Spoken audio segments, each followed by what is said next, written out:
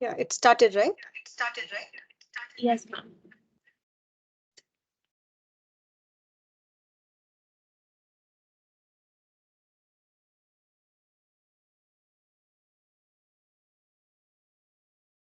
Okay.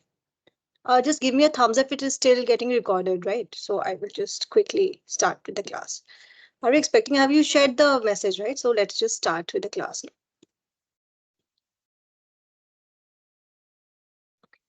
So good morning, everyone, and welcome to MBA FT 6402 Strategic Management class.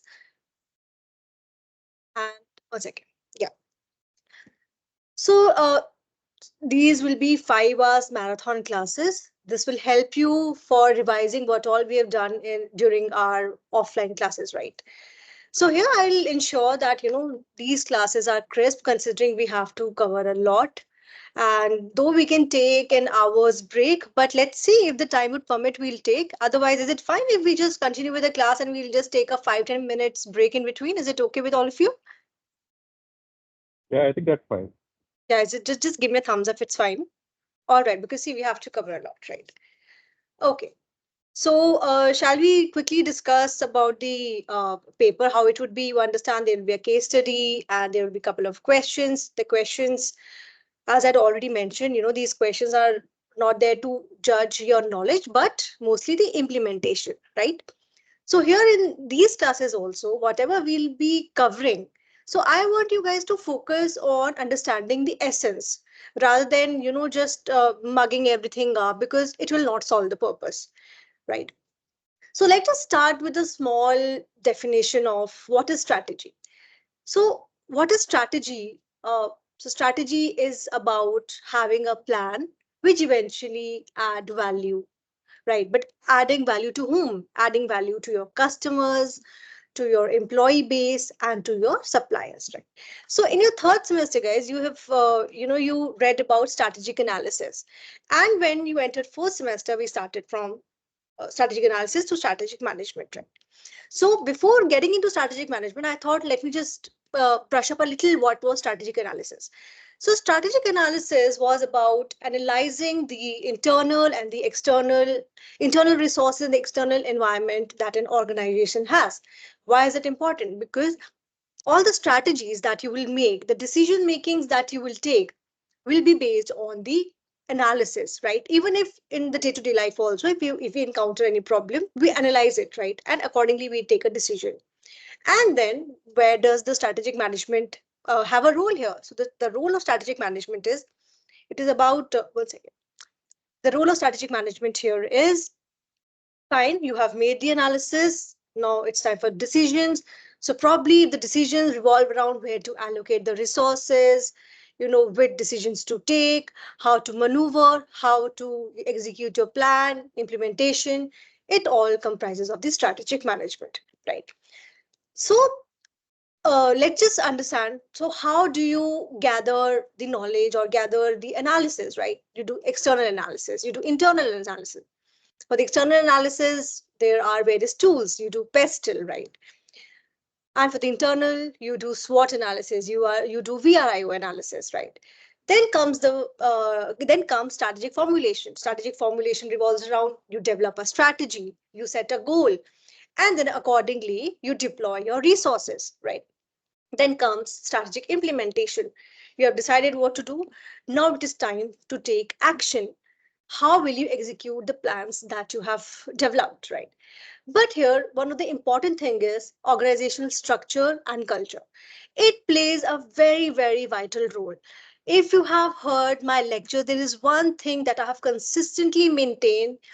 It is about that how does culture plays a role while executing a strategy. There's a saying that goes like that, culture eats strategy for breakfast.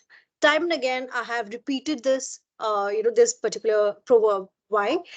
Because it is really important. You have to understand that a culture really helps in the execution of the strategy. Who will execute the strategy? Human resources, right? And if your human resources do not get the knack of what the culture demands, they will not be able to implement the strategy. The next word comes is the change management. What is change management? there has to be certain changes which are required as per the implementation of the strategy, right? Then once you have rolled out your strategy, you have rolled out your plan, what comes next is you have to evaluate it, because not necessarily whatever you have rolled out, it is the best ever strategy that one can think of. It's quite possible, the strategies are made by humans, and there can be certain errors, and to rectify or to maybe enhance your particular strategy, there are certain performance measurements, right? Such as KPIs and regular reviews, then feedback loops. What do we understand by feedback loops? It is about maybe a 360-degree feedback loop of your employees, or maybe a feedback from your customers, so that you can adjust your strategies accordingly, right? Then the other thing that comes is, it is about adaptation and continuous improvement. One second. It is about adaptation and continuous improvement. What is adaptation, continuous improvement? It is about that organization should allow learning, right? What is learning? You are giving enough chance to your employees, maybe with respect to their training, with respect to their workshops, on site, off site, so that they can combat with the changes that are happening. So this particular concept you will hear a lot if you'll pursue strategy in future also, right? What is a learning organization, and how does it help for an organization to excel, right? So let's just understand with the help of for an example of Netflix. The strategic analysis that they did in around 2000s was about, that they were into DVD rentals and how can they maneuver through it. There was another company which was Blockbuster, which was doing the offline thing, and then Netflix came into picture. There was also an opportunity for Blockbuster to acquire Netflix. However, they didn't make that strategic decision at that time, and we know where Blockbuster is. I'm assuming that many of you don't even know what a Blockbuster organization was all about, right? So they did this analysis that there is a consumer preference which is being changed, people are moving towards online, and accordingly they started with their strategies, right, which revolves around strategy formulation, implementation, and evaluation. They pivoted from that, from DVT to OTT. Then they implemented, they got the content licenses, they tied up with various media houses, and then eventually they keep evaluating. How do they evaluate? We can see here on your screens that, for example, Netflix and Disney Plus subscribers are given on your down right. What was the revenue of Netflix, especially in India, where does Netflix stand, so on and so forth. Then the other example that we can discuss is about Amazon. What does Amazon is into? We all know they started with a small business of library and books, and now we know where they are. They understood that there is a need to scale, there is a need to be more cost effective. How they did that? With various means. They diversified into various zones. AWS is one such thing, which is really in a rage, and many, if you guys have heard about Pinterest, they use their services, right? And then we all know that how they keep evaluating that where they are standing. They keep evaluating about, they take the feedback from their customers, right? And here is another thing that you can see here, that how Amazon's revenue has grown over the years, and it is growing stronger with every passing day. Now, what about the strategic decision of organizational structure? What is an organizational structure? Whatever your organization structure, it will define that how your activities will work in an organization. What kind of allocation would be there? What kind of supervision would be there? What kind of coordination would be there? Eventually, all this is important for organizations' efficiency. So what are the key considerations in strategic design? If you want to design your strategy, what are the things that you need to really focus on? The thing that you need to really focus on is that your strategy should align with your ultimate goal. If we talk about scalability and flexibility for organizations to grow, we have to understand that a strategy should help an organization to scale. And when we talk about scaling, the flexibility also comes into picture. It is also about integration and differentiation, right? Integration of various domains and differentiation of, the specialized units that work in tandem with each other. There has to be a clear flow of communication and decision making, right? See, even in in your day-to-day life also, how do we plan a strategy? How what do? We do this, right? We have a goal in mind. For example, in X number of years, you see your career in a certain way. You plan accordingly, right?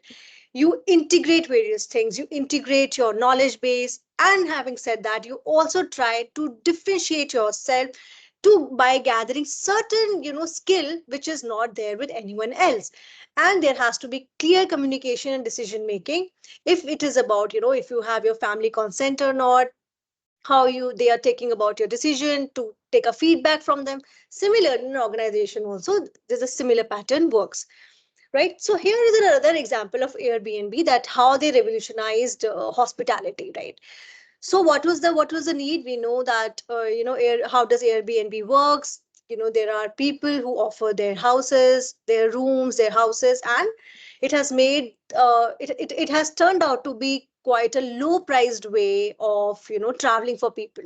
They travel, they also try to understand the culture of that particular country or that particular state.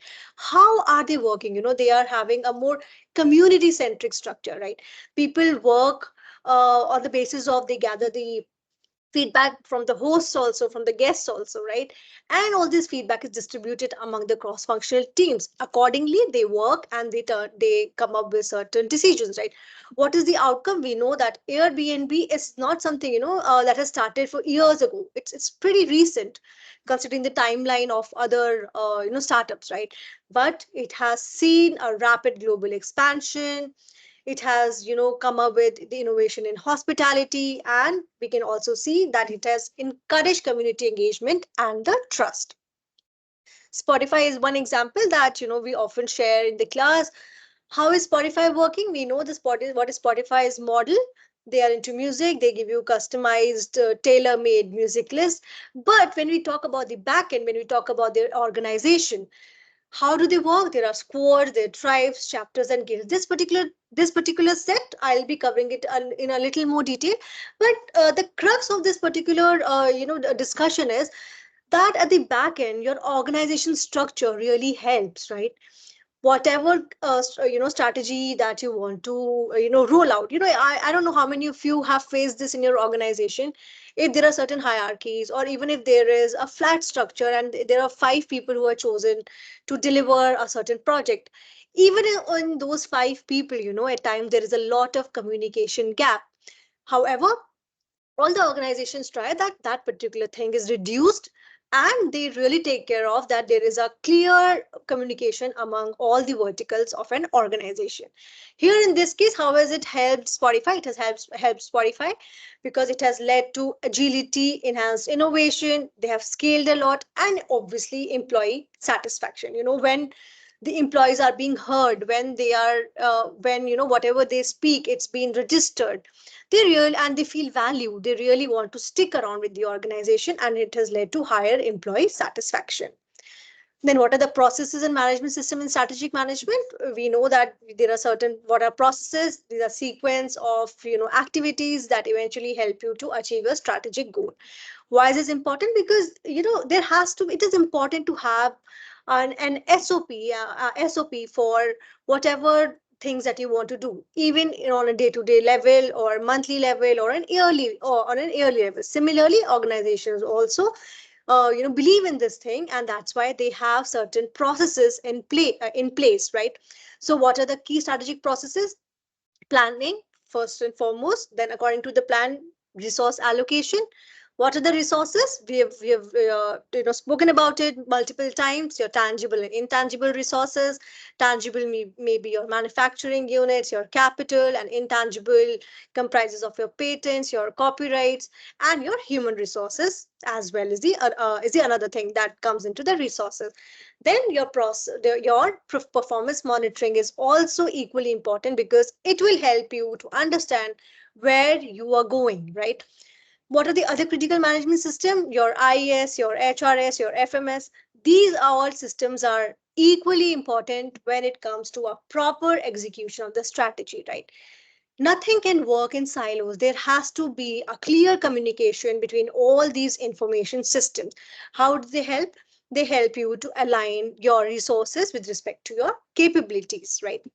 And then last but not the least, integrating process and system. This is highly important because whatever resources that you will allocate, whatever capabilities that you will have, they have to align with the strategies which are there, and eventually it will lead to a continuous improvement. So there is another example of Starbucks, that how has Starbucks, we all know where Starbucks is today. Why is Starbucks where it is today? It is certainly about, that they take care of their customer experience management system. They ensure there are certain sustainability processes. For example, reducing of the waste while processing their coffee. What is the outcome eventually? It has led to a good brand image, and customer loyalty is another thing. And how they are, and what is the ultimate outcome? It is one of the leaders in sustainability, and many people flock towards this store because they understand that when they talk about Starbucks, they are talking about class, they're talking about trust, they're talking about having good coffee, and people who are really coffee lovers, they really flock to these stores. IKEA is another example where they have really maintained their supply chain and their inventory management. So when we talk about, supply chain inventory management, and they have excelled in it, how is that possible? What is the thing that they are doing it right? It is all about a well coordinated system that they have, right? So what is the ultimate outcome? The ultimate outcome is that is able to deliver affordable and high quality furniture, and at the same time they reduce a lot of wastage, right? in the class also in the class also, I have discussed it, that how they do the packaging, and how they are so efficient in the logistics department, right? Now, what is the role of culture? When I'm emphasizing on something, you have to understand that this is an important thing. And in future also, even when you'll go and work, when you will go and work in an organization, obviously you will look out at the CTC, about the package, what they will be offering. But I would also, give you one small suggestion, that try to understand what is the culture also of an organization, because it is ultimately more than half of your day you will be spending in an organization, right? And if it is a good culture, you will obviously, you will prosper, you will like to go there, you would like to work over there, right? So what is organization culture? It is about, the values and the practices and the beliefs that employees share among themselves, and it is somewhat intricated between the in the fabric of your organization. Why is this important? Because any strategy, no matter what it is, if you really want to roll it out, it involves decision making, it involves employee engagement. And if your culture is at place, we all know that it will be very easy for any organization to ensure that it meets the strategic goal. I don't know how many of you remember that I shared this book. Can you see? Just give me a thumbs up. Yes, ma'am. All right. So this is the book, that I had shared in the class. It was written by Dipinder Goyal. He has spoken widely about culture, and I think only two students had taken it back in the day, Kundan and Kaushiki. I wanted more students to take it from me. However, it's okay if now also you want, I can share it with you. So if you get a time, just go through this book. Even an online copy is fine if you have it, right? So I might just I'll be segueing in between, and I'll be discussing these things as well. So moving forward, culture shapes the strategy execution. No, whatever your culture, it enables the alignment, right? And alignment of your employees with respect to your strategic objectives. It certainly drives the engagement. It influences the adaptability, and organizational culture is one factor. Even in the researchers, the researchers have really researched on it, right? Because it eventually helps you to get the competitive advantage. It helps you to attract the right talent. If we talk about Tata as a company, people believe in its culture, and if given a chance, people really want to go and work in that organization, and it is very easy for them to attract a lot of talent, right? And with respect to this, there has to be a proper cultural assessment also. And with time, a culture has to evolve also, right? Because if there is something which is stagnant, it is not evolving, maybe this might also end up being something which is not good for your organization, right? So let's just understand this with respect to some examples. Google, we know, if even if you go and you Google it, or you go to YouTube and you'll find the offices of Google, you will understand that it has a very open culture, right? Even they encourage people to be more creative. They gave them free hand, you do whatever you like. Ultimately, you be creative enough, you be innovative enough, and deliver what is being asked, right? The other, as I had already mentioned about the Tata, they believe in integrity, they believe in social responsibility, and this is what they have adopted in their culture as well. This eventually helps in guiding their business practices and the better decision makings that they do eventually, right? So, what are the basics of strategic performance management? So, when I talk about performance management, it is important for an organizational success. Why is this important? Because, if there are certain parameters on which you can mark where you are standing and how your strategy is being rolled out, it will really help you to achieve your strategic goals and objectives. If there is something which is not evaluated, there are no KPIs, there are no matrices, it will be difficult, especially in an organization, when there are so many people, those who are working for the common goal, and they don't know where they are standing, right? So by definition, we can say that it is kind of a systematic approach for analyzing, for measuring, and to have to ultimately you have an optimum performance of an organization, right? So what are the key components of strategic performance management? One is goal setting. What is goal setting? Your goal has to be something which is specific, which is measurable, which is achievable, which is relevant and time bound. It should not be that you have taken some decision and it has no timeline. Chalta hai, kar lenge. This attitude doesn't work in life or in an organization, right? Because everything has to be measured. For example, in 2 years I want 15% of the market share. In 3 years I want to grow by x billions, right? The second thing that comes is your performance indicators. Certain KPIs have to be in place so that we all know where we are standing. KPIs that measure the employee performance, KPIs that measures the customer acquisition rate, customer satisfaction, so on and so forth. Other thing being feedback and reporting. This is important because it can either be a 360-degree feedback or a feedback from your customers, right? Then continuous improvement is something that no organization can sway away from it. It is important. You have to continuously improve the way you function, continuously improve as per the external changing markets, right?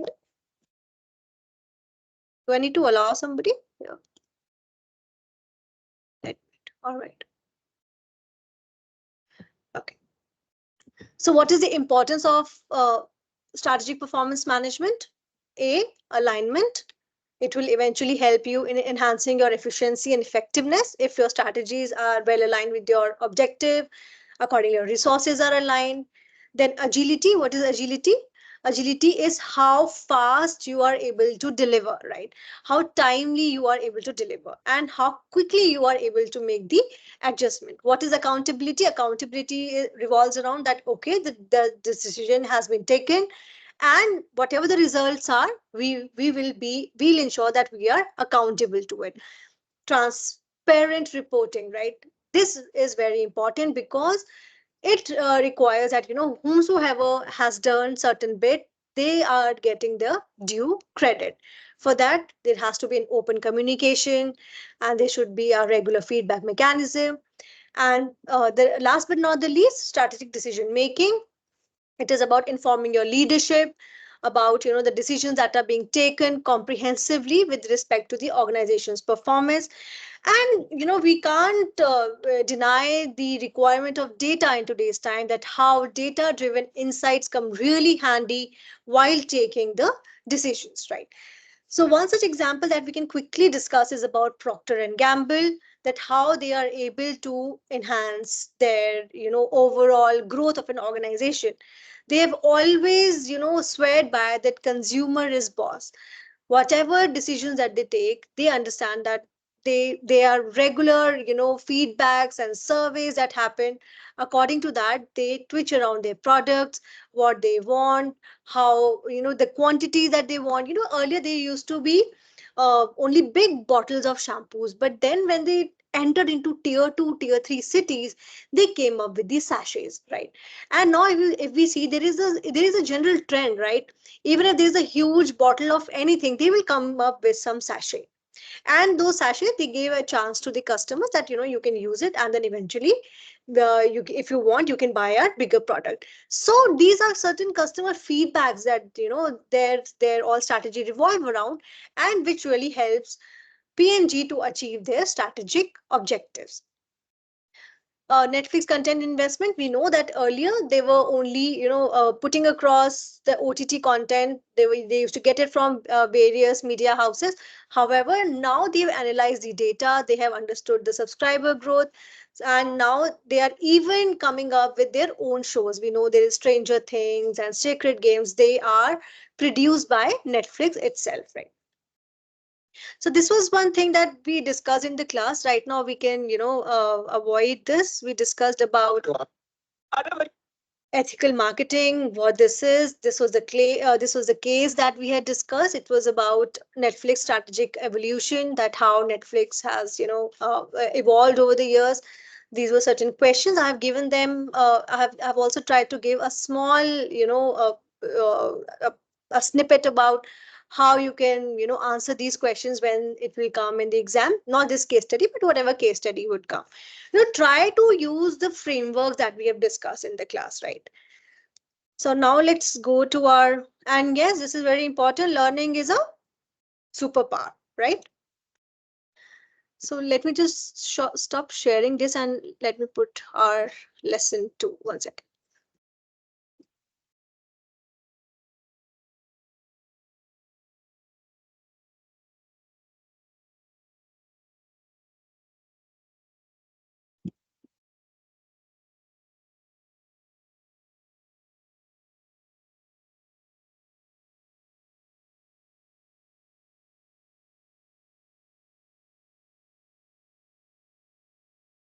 Is this visible? Yes, ma'am. All right. Okay, thank you so much. So we have covered lesson 1. Now let's try to cover lesson 2. And see if in between there will be some case which I'll think that it is important, and we will discuss maybe two or three cases, so that you will have a knack of it, that how these cases would come. And these will not be very long cases. They'll be smaller cases, and then you have to write the answers by taking cues from the lessons that we are discussing now. So lesson 2 talks about the dynamics of strategic management, right? In this, we'll be covering what are the key components, what are various models and frameworks, what are the feedback loops, and the transition from analysis to implementation, and what are the future trends in strategic management. Let me know if I'm going fast, because we have to cover a lot, right? So what is the fundamental strategic management? We know that it involves about around formulation and implementation for to achieve the major goals, right, of an organization. How it is important in business? Because it serves as sort of a roadmap which can be utilized by the organization to attain a competitive advantage, right? It also helps in proper allocation of the resources. It also helps in aligning not just the organization's goal to the organization's objective, but also an individual's objective that would ultimately help in achieving the organizational objective, right? What are the core objectives in this? One has to have a clear vision and direction for the company. It has to be measurable. We have already understood that how it is important that your goals have to be measurable. How we have to understand that once you roll out a strategy, whether it is measurable or not, right?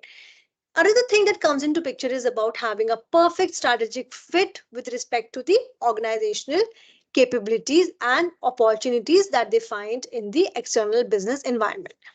And last but not the least, it is not about having a quick profit, a quick result, but it is more than that. It is about having a sustainable growth, and that will help an organization to be there in the market for a longer time.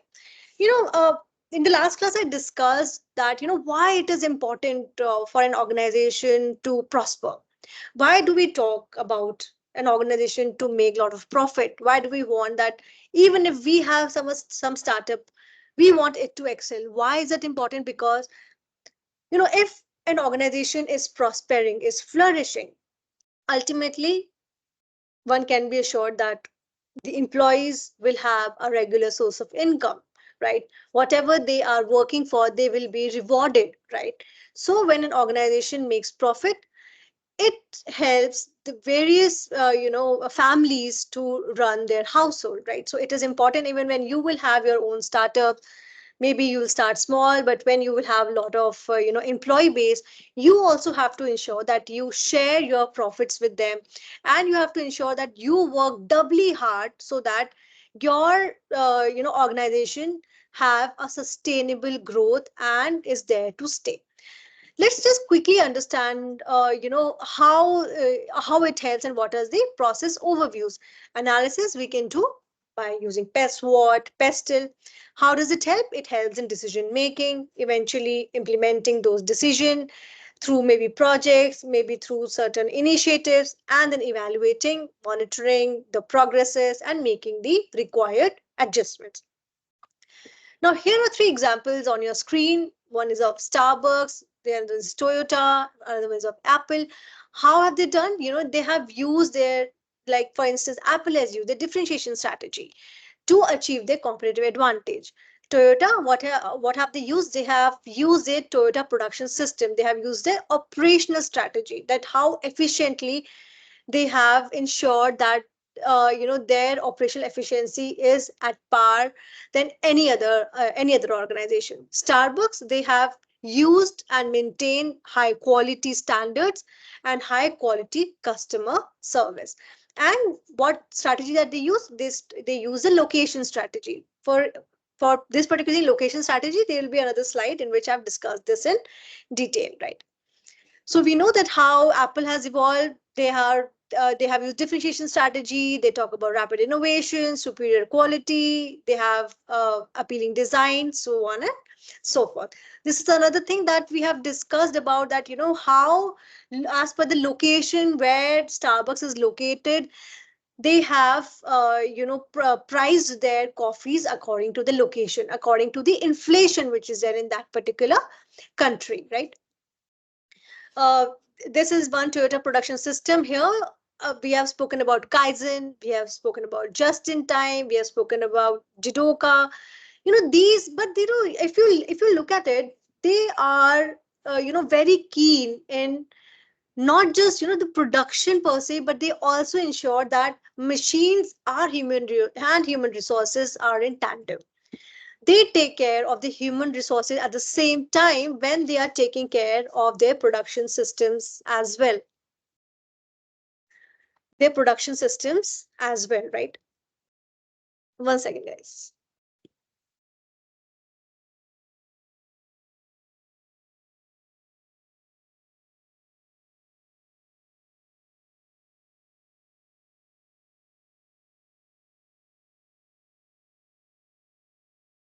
Sorry, guys.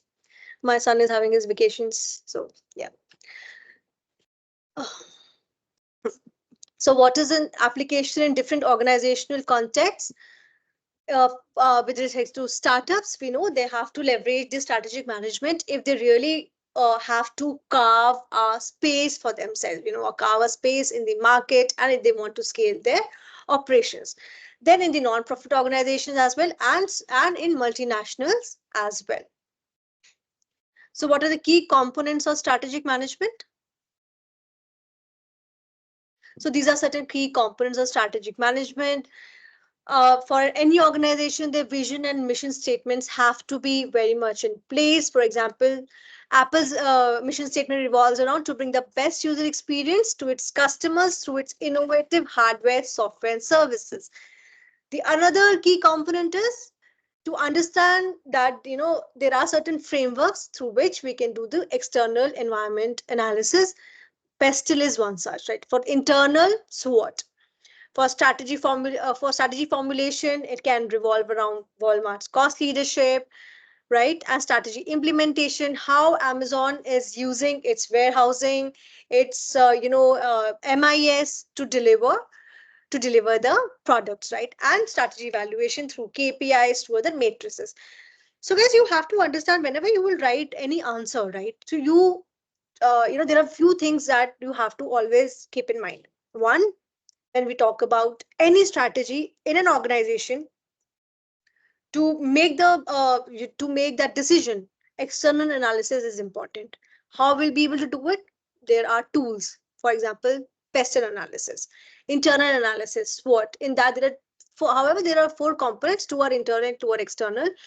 There are various other frameworks as well that we will be discussing, right? So you just keep noting down these frameworks, not just for the exam. See, when I'm teaching you here, fine, we have to give an exam, this is how the education system works, but I really want you guys to use this once you will be entering your corporate journey, or when you will be having your own startups. You have to make sure that you use these tools to develop your strategies, right? So, for example, Portal 5 Forces, what does it talk about? It talks about understanding the competitors, right? It talks about whether there is any threat of new entrants, right? Whether your buyers have a higher bargaining power, whether is there any other organization is coming up with us with certain product which can be used as a substitute to your product, and what is about the bargaining power of a supplier, right? So in simple words, if we understand, this can help you to rethink about your strategy, whether you have to give due importance to your competitors or not. What are the number of competitors? What are the various type of diversity of competitors? What is the industry all about? What is the number and size of suppliers? So on and so forth, right? There is another example that about SWOT analysis. See, I'm just touching this because we have already done it in the class. However, you will get these slides which will be really handy to you, and I'll ensure that after this class, after these marathon classes, you get them. So here, SWOT analysis, if you'll understand with the help of example, it will stay for longer, right? So here you can see what is SWOT analysis. You understand the strengths, your internal strengths and your internal weaknesses, right?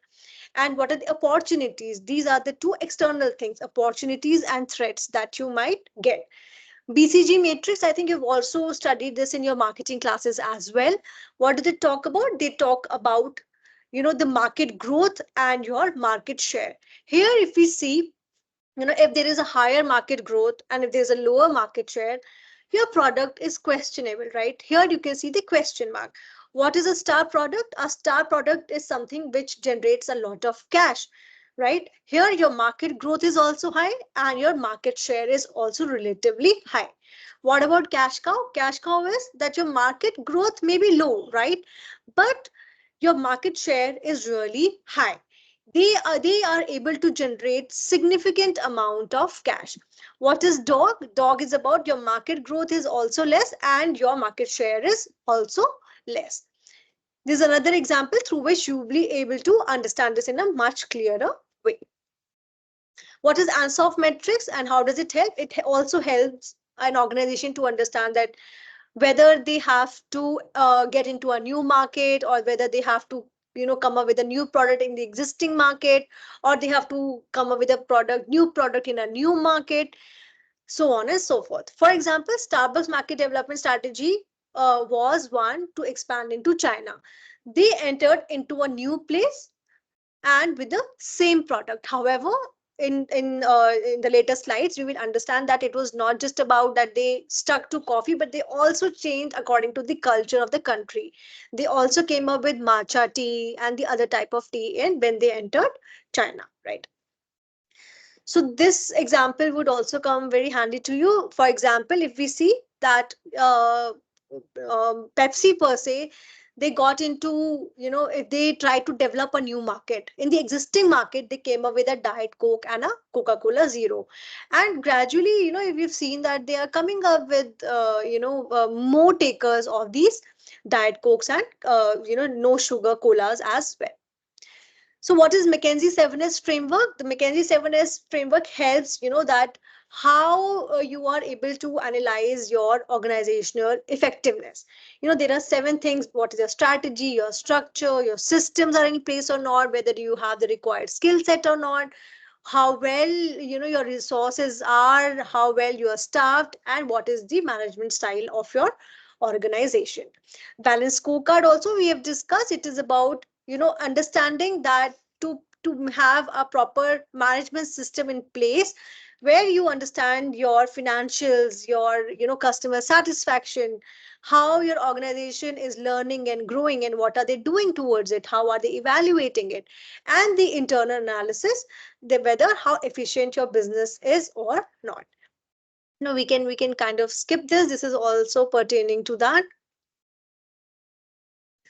So, what are feedback loops in strategic management? So, when we talk about feedback loops, it is about a mechanism that uses the inputs and the outputs that, if at all they are hindering in the growth of an organization, right? Why is this important? Because if there are certain things which are prohibiting the growth of an organization, if there are continuous, feedbacks, and there are continuous checks, these things can be refined, these things can be evolved, right? These can, if there are certain issues, these can be resolved. So what are the basis of it?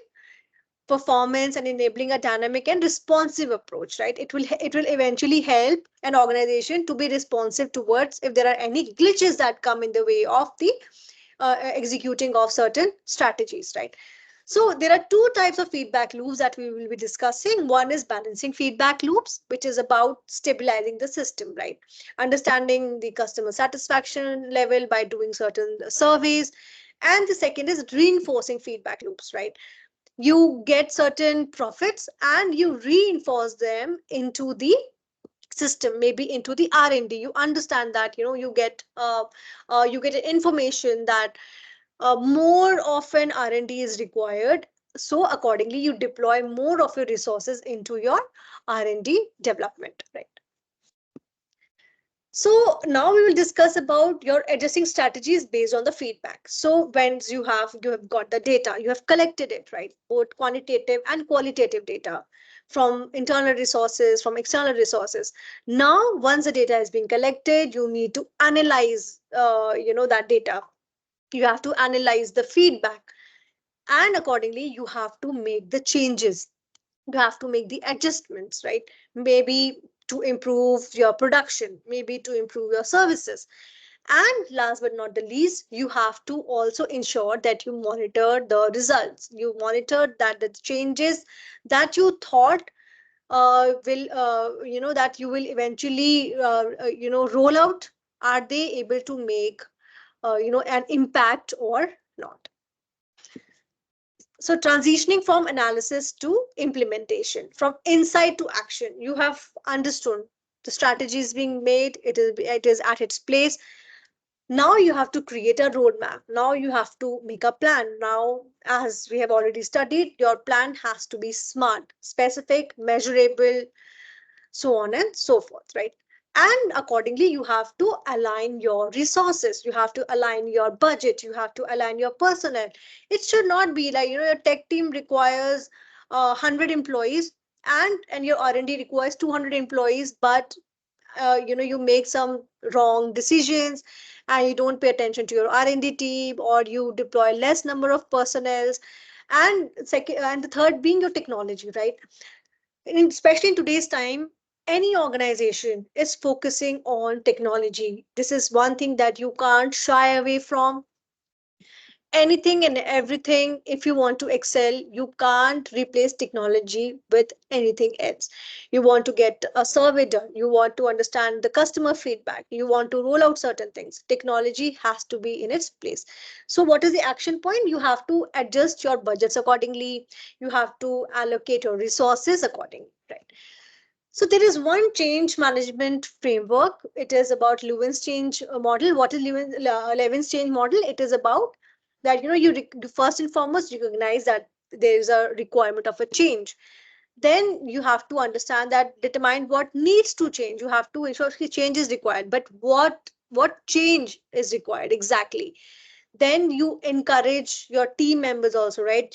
Earlier when people were shifting from hard to the soft, for example, a lot of work was done on the hard copy, and when people shifted more on a digitization, people were the human resources were taken into confidence that these are the changes which we'll be doing, and everyone's consent was important, and the consensus was developed because they were supposed to they were supposed to be executed by the human resources, right?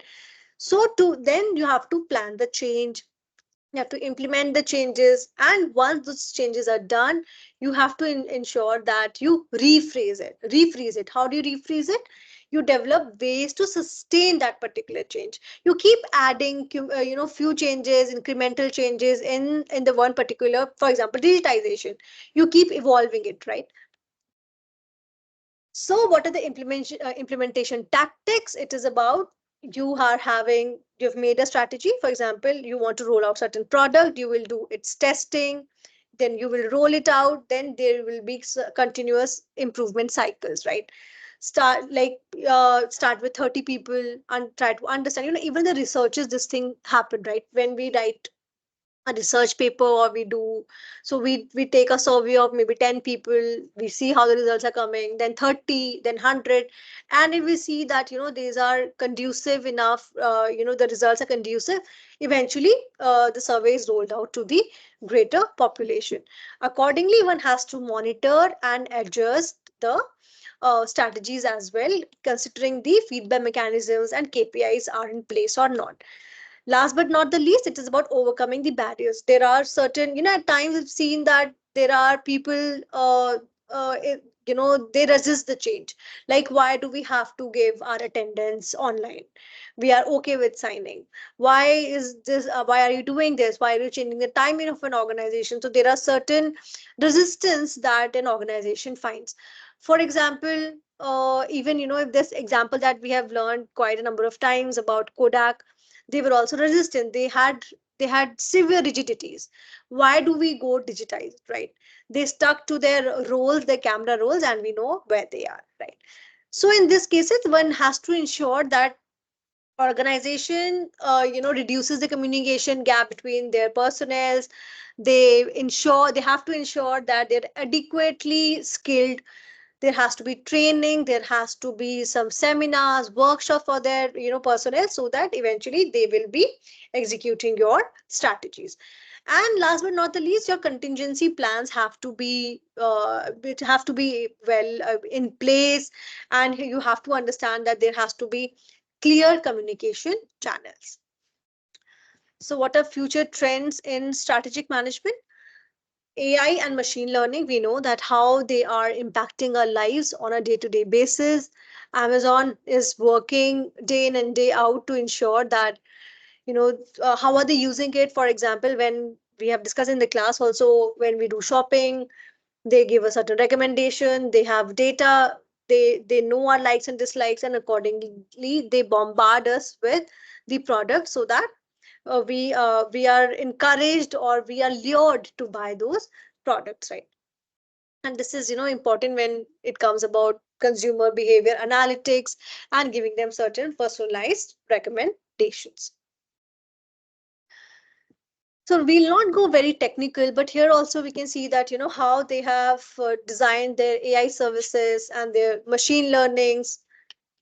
And if you guys are interested, you can really dig into this. And yesterday I was having a conversation with one of my friends, and we were discussing about that. Have you ever thought, when we as soon as we open any app, and not immediately, but maybe in 2 or 3 seconds, we see on the top of it, for example, if we open Zomato or Swiggy, it takes 2 or 3 seconds, and it displays our address, our home address, or if you have stored it as a work, your work address or your friend's address, or maybe home one, home two, where you're residing, you're changing cities.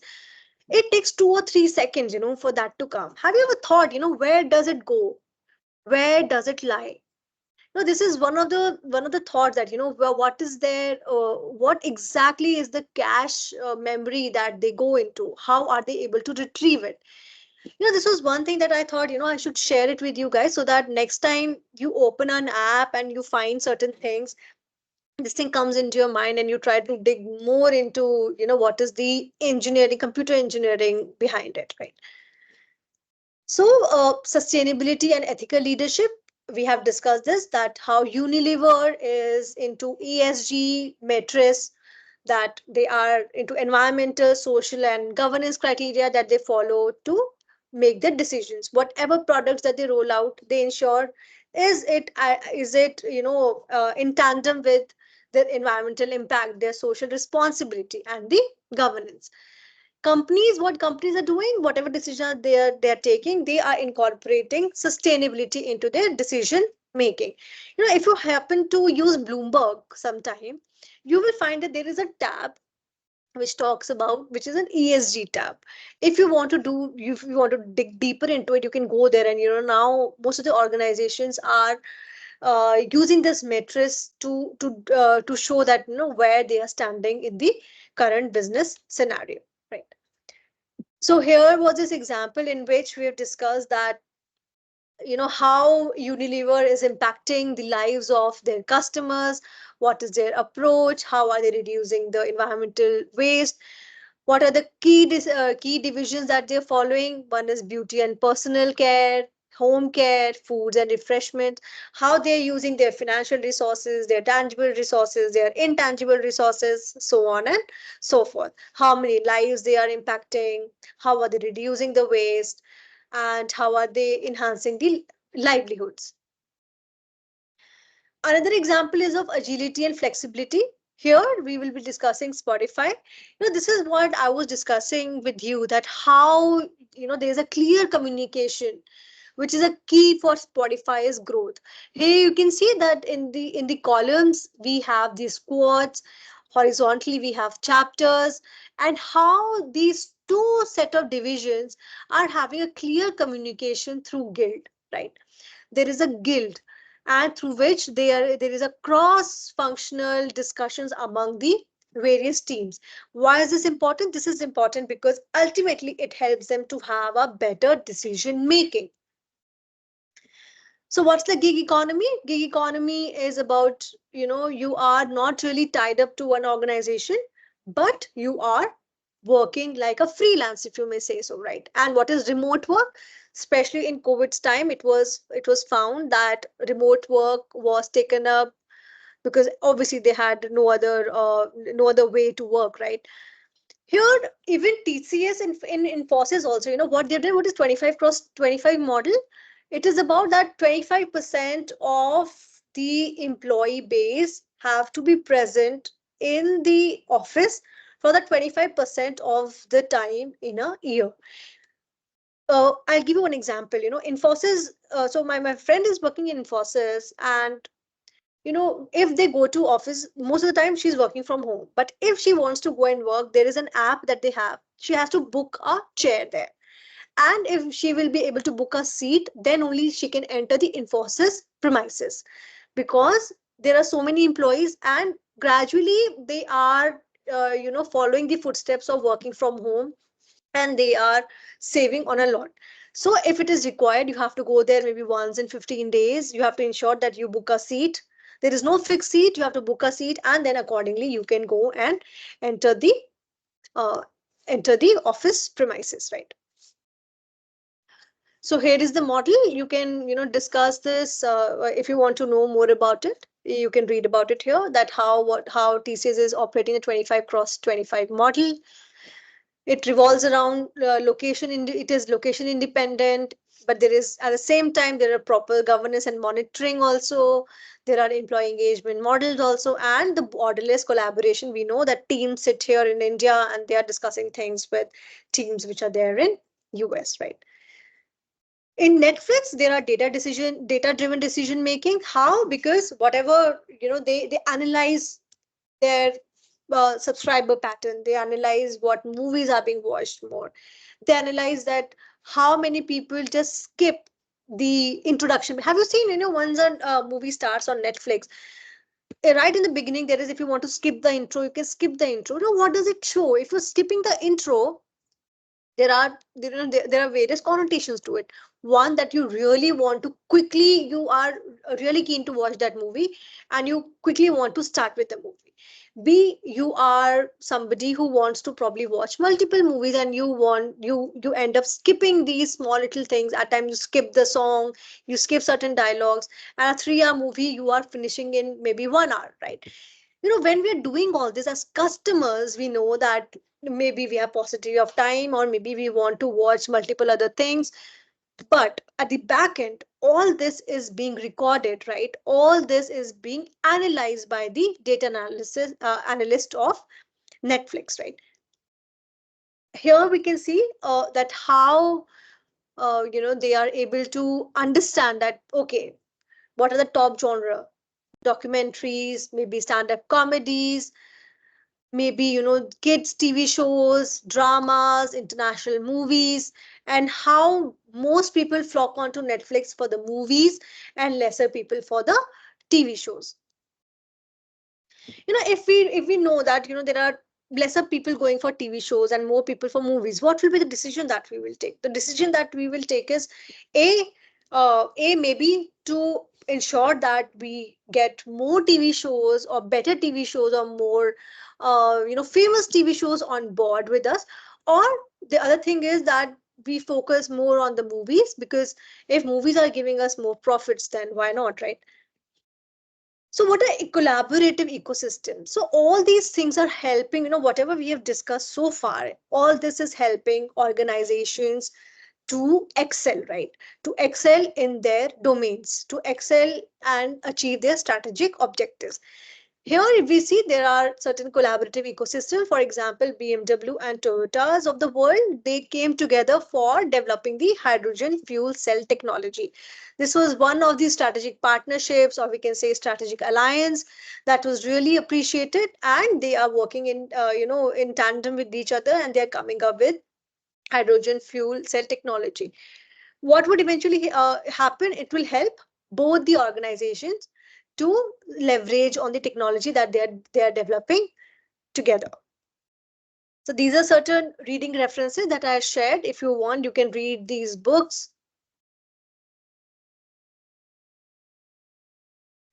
So in this lesson 2, we will end with this particular quote: learning is not attained by chance, it must be sought for with ardor and diligence.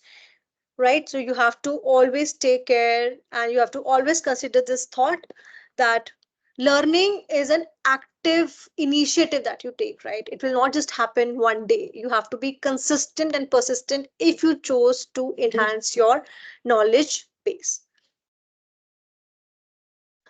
Shall we take 2 minutes break if you guys want, or shall we just hop on to our third lesson?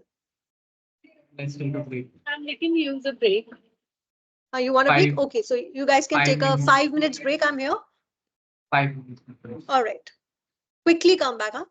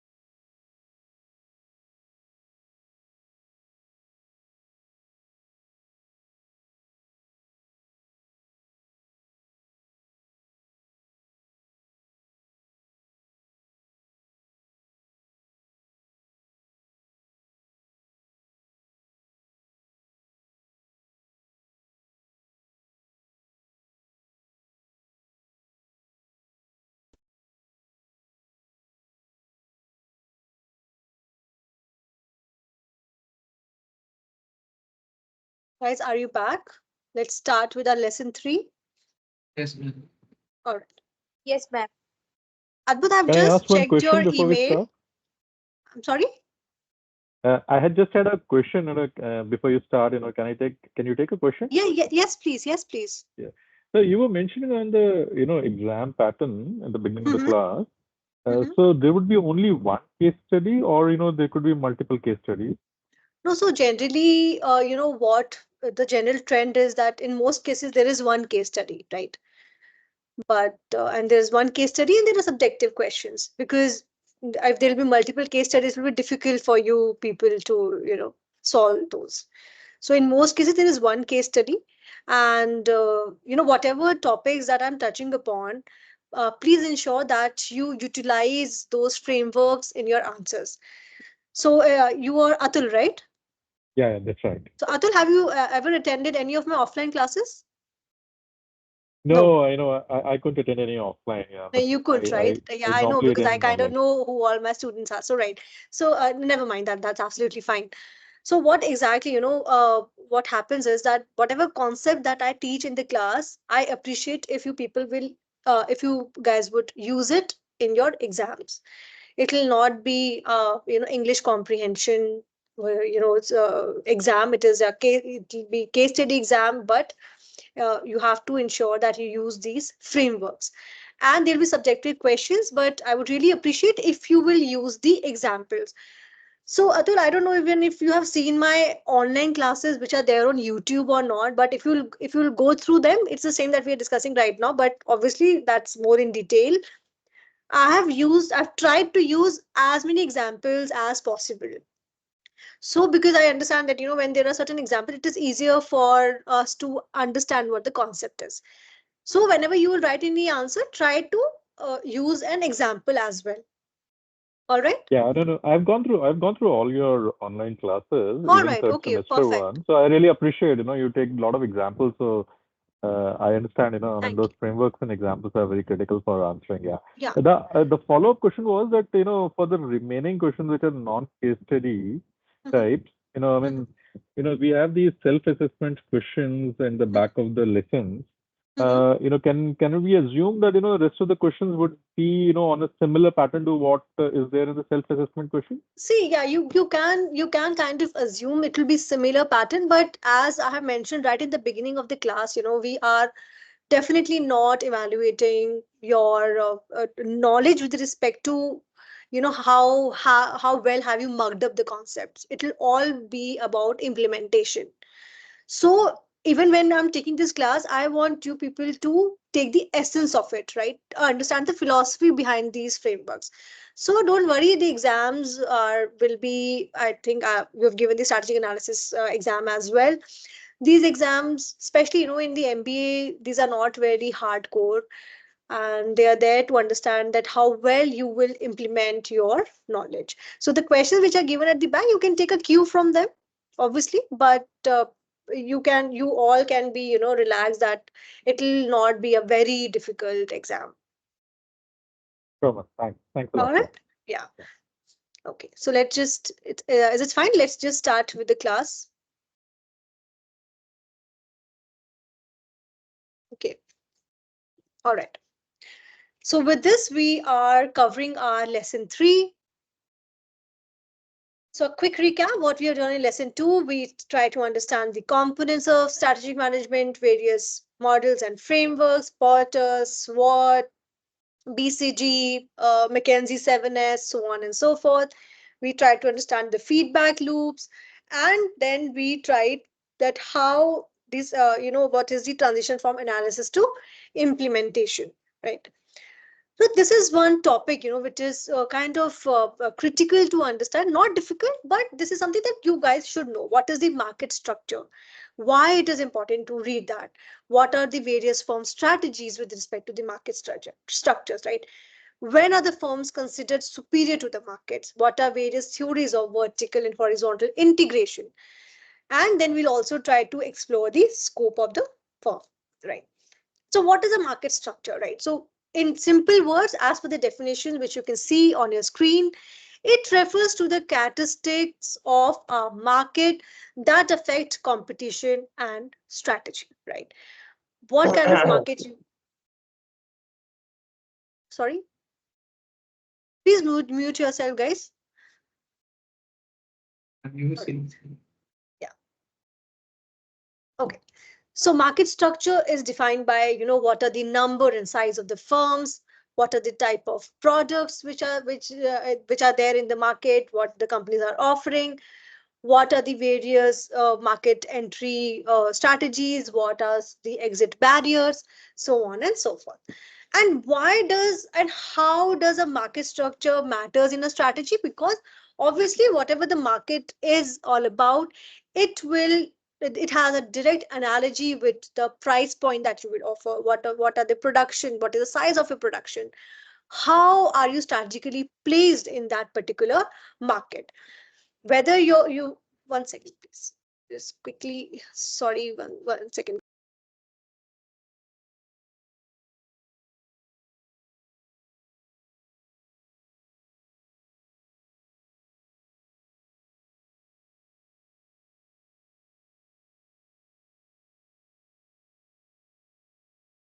Yeah, that whether your firm is able to dominate the market, whether your firm has an ability to enter, or whether your firm has an easy exit if required, right? So why does market structure matters? Firstly, it helps in determining your strategic choices. Second, it influences your price point, it influences your output. Third, it impacts your profitability. How does it help in your strategic choices? The market kind of guides, right? That there's a market which is maybe very volatile, or maybe there's a good economy, sustainable economy, a steady economy. Accordingly, you can plan how to generate more profits, how to have a higher market share. It also eventually, one second, it helps in determining the competition, whether in that particular market there are more competitors or not. Is it easier for other competitors to enter? Whether it is all about monopolies or whether it is about oligopolistic markets, so on and so forth. How does it impact your profit? In a probably in a volatile market, one has to really take care that how they will be able to make the profits. What if there is a change in the government? What is there is a higher inflation? What is there is some external powers that come into picture? Accordingly, one has to regulate the strategies, right? So now we will be discussing the nature of firms in different market structures. What are the different market structures? Whether there is a perfect competition, whether there is a monopolistic competition, whether it is oligopoly or monopoly. If we will try to understand through these definitions, probably you will find it a little hard, but let me just try if you understand by this, and then I will discuss it with the help of an example as well. So what is perfect competition? Perfect competition talks about that there are various firms and the products are homogeneous, and here the bargaining power lies more on the customer side, right? What is the second one? The second one is about one second. The second one is about monopolistic competition. What is monopolistic competition? There are many firms, right? But there are offering differentiated products, not different products totally, but there are similar products but different at the same time. Here they can have some sort of pricing decision that they can take. Oligopoly, we know there are very few large firms. Their products, they can be homogeneous or they can be differentiated. In monopoly, there is like one firm. They have one unique product. There is no other substitute available in the market. This is what it is. You take it or leave it kind of a product that they have. And certainly it has a significant market power, and which certainly helps them to determine the price point, right? So let's understand this with the help of an example. For instance, when I talked about perfect competition, it was about there are many firms, especially in agricultural market. There are farmers, they are producing wheat, they are producing corns, right? Similar product, homogeneous product, and here the customers can have a say in this. अगर आप हमें x amount में नहीं दे रहे हैं, हम किसी और producer के पास चले जाएंगे. Foreign exchange market. What are foreign exchange markets? If you see, right, there are various foreign exchange. These are small companies. They help you to exchange the currencies, right? They're similar product, but at times there are companies that they are offering you more. For example, you give them if you want an exchange of 1,000 rupees or 2,000 rupees. There are various the foreign exchange markets in which you can get a better deal, right? They'll offer you little more than what your competitor is offering. In online selling platforms as well, eBay or Amazon or Flipkart of the world, here also you have some sort of a bargaining power. If you've seen, if you order some product from Amazon, if you look at it, there is a list of other suppliers also. It is being sold by this supplier also. There are 5 more suppliers who sell the same product. Here you can see, you can check the price point. You can opt for another seller here. Monopolistic competition. So, brands like Zara, brands like H&M, Uniqlo, they are selling differentiated products, but same, they will offer some unique style, but more or less these are similar products, right? So if you find a black t-shirt in a Zara, you can find a black t-shirt in H&M, and if you find some trousers in Zara, you can find some trousers in H&M. These are different firms, but they are kind of offering same kind of products, right? In restaurants also, for example, there is a McDonald's, there is a local cafe. They are offering same food, same burgers, but now here you will have a choice, right? In consumer electronics, be it Samsung, LG, and Sony, they are offering maybe a same television set, maybe with little changes, little functions, right? Oligopoly, we understand it is about there are various big manufacturers. For example, Toyota, Volkswagen, and Ford. They are giving you cars which is a homogeneous product, but it is differentiated at the same time. How? Cars have different features. They have different kind of tech in their cars. They are having different kind of brandings, right? In telecom, AT&T and Verizon, T-Mobile, these all work in US. They are similar but different at the same time. Right. Monopoly, for example, in Delhi, if we see there is Delhi Jal Board, there are BSES. These are huge companies per se. We say, be it PSUs, if we say there are Tata Power also, but is Tata Power everywhere? No. In Delhi, what works is BSES. So they have sort of a monopoly. Though since our country is a welfare state, so we can't really quote it as a monopoly. However, we can see that here we have there is no other organization or other company that we can ask them, we don't want electricity from BSES, we want electricity from any other, electricity distribution center. For example, if we talk about patents, maybe an organization like Sun Pharma or Reddy Labs, if they have some cancer drug, and we know that they are having patent of that particular drug, right? So they are having some sort of a monopoly that only this company is manufacturing this particular drug that can help in curing cancer, right? Software giants, we know, for example, TCS, it is into IT services. They are also having some sort of a monopoly when it comes to the client base, right? If you happen to take TCS services for your, maybe some dashboard or for some results or for some examination, now, TCS has the monopoly. Once they have entered into it, once you have taken their services, now it is very difficult and it requires it adds to a lot of switching cost when it comes to if you go to some another vendor, right? So when are the firms superior to markets? So we talk about firm superiority, we have to understand the concept of transaction cost economics. What is transaction cost economics? This is one of the theories which are very widely used by the researchers in the strategy domain. This theory was given by Ronald Coase and Oliver Williamson. They have written multiple papers. If any one of you want these papers, kindly ping me, just drop an email and I'll share these papers with you. This is a really good learning and reading if you want. So they speak about transaction cost, right? This is one such factors that governs a market. How does a market function? How a firm can be superior to the market if they are able to reduce the transaction cost, right? Let's understand with the help of an example of Zomato. So when transaction costs are high, for example, you are sitting with your friends, right? And you want to order a food.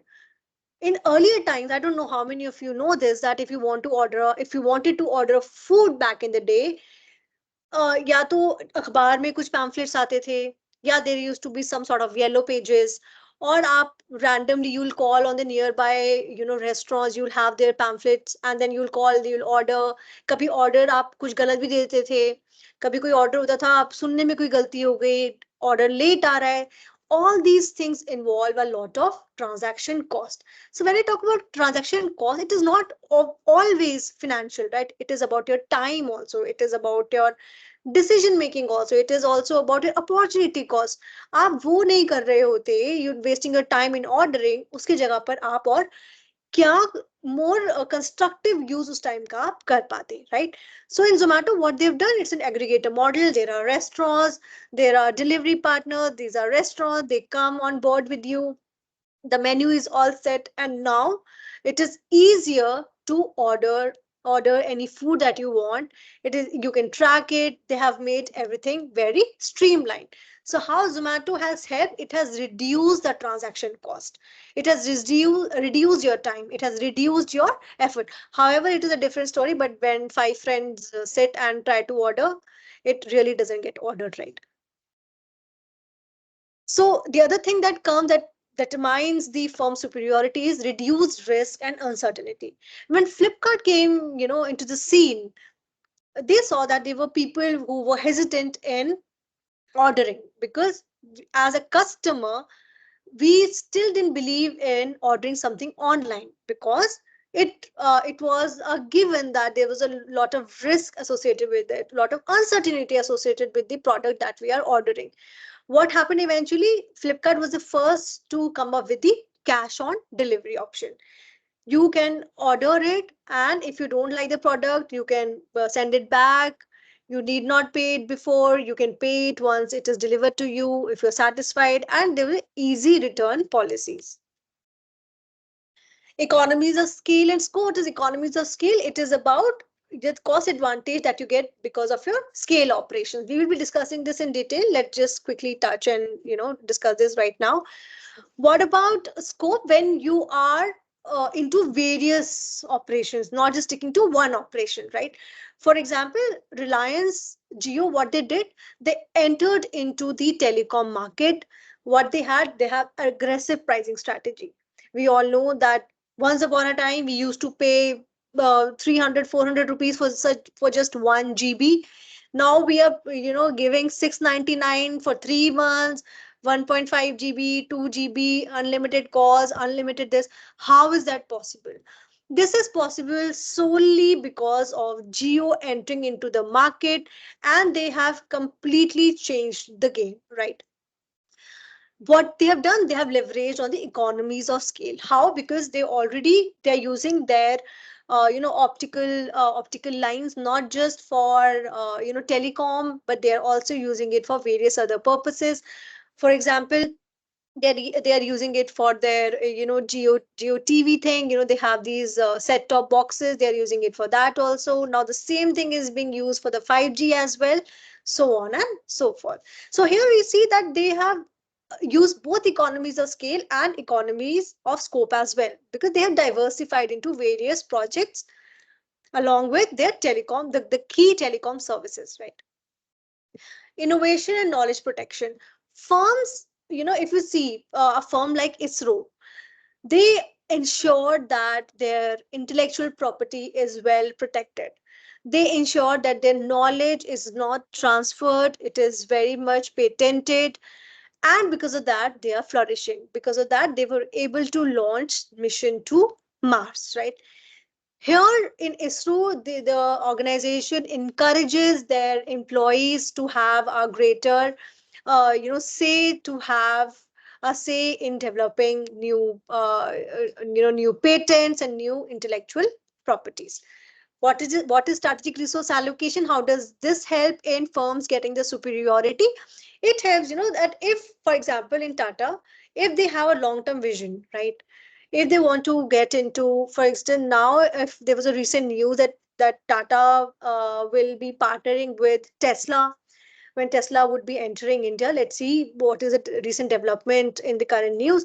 However, if Tata plans to align with them, they have to allocate their resources more strategically, because now they will be entering into the new domain, and this resource allocation would allow Tata, for that matter, to get the foothold in the market. Here, the current example is about TCS. That if TCS wants to be a business leader when it comes to IT industry, in with respect to giving IT services, with respect to giving consulting, they have to ensure that they strategically allocate their resources, be it capital, be it their personnel, so on and so forth. Right. Then what is the concept of firm superiority through the lens of transaction cost economics? Let's just try to understand this with the help of these examples. Amazon, we know, e-commerce platform. How have they helped? They have reduced the search cost for the consumers. There are so many products on Amazon. See, for example, Amazon is go-to for anything now, right?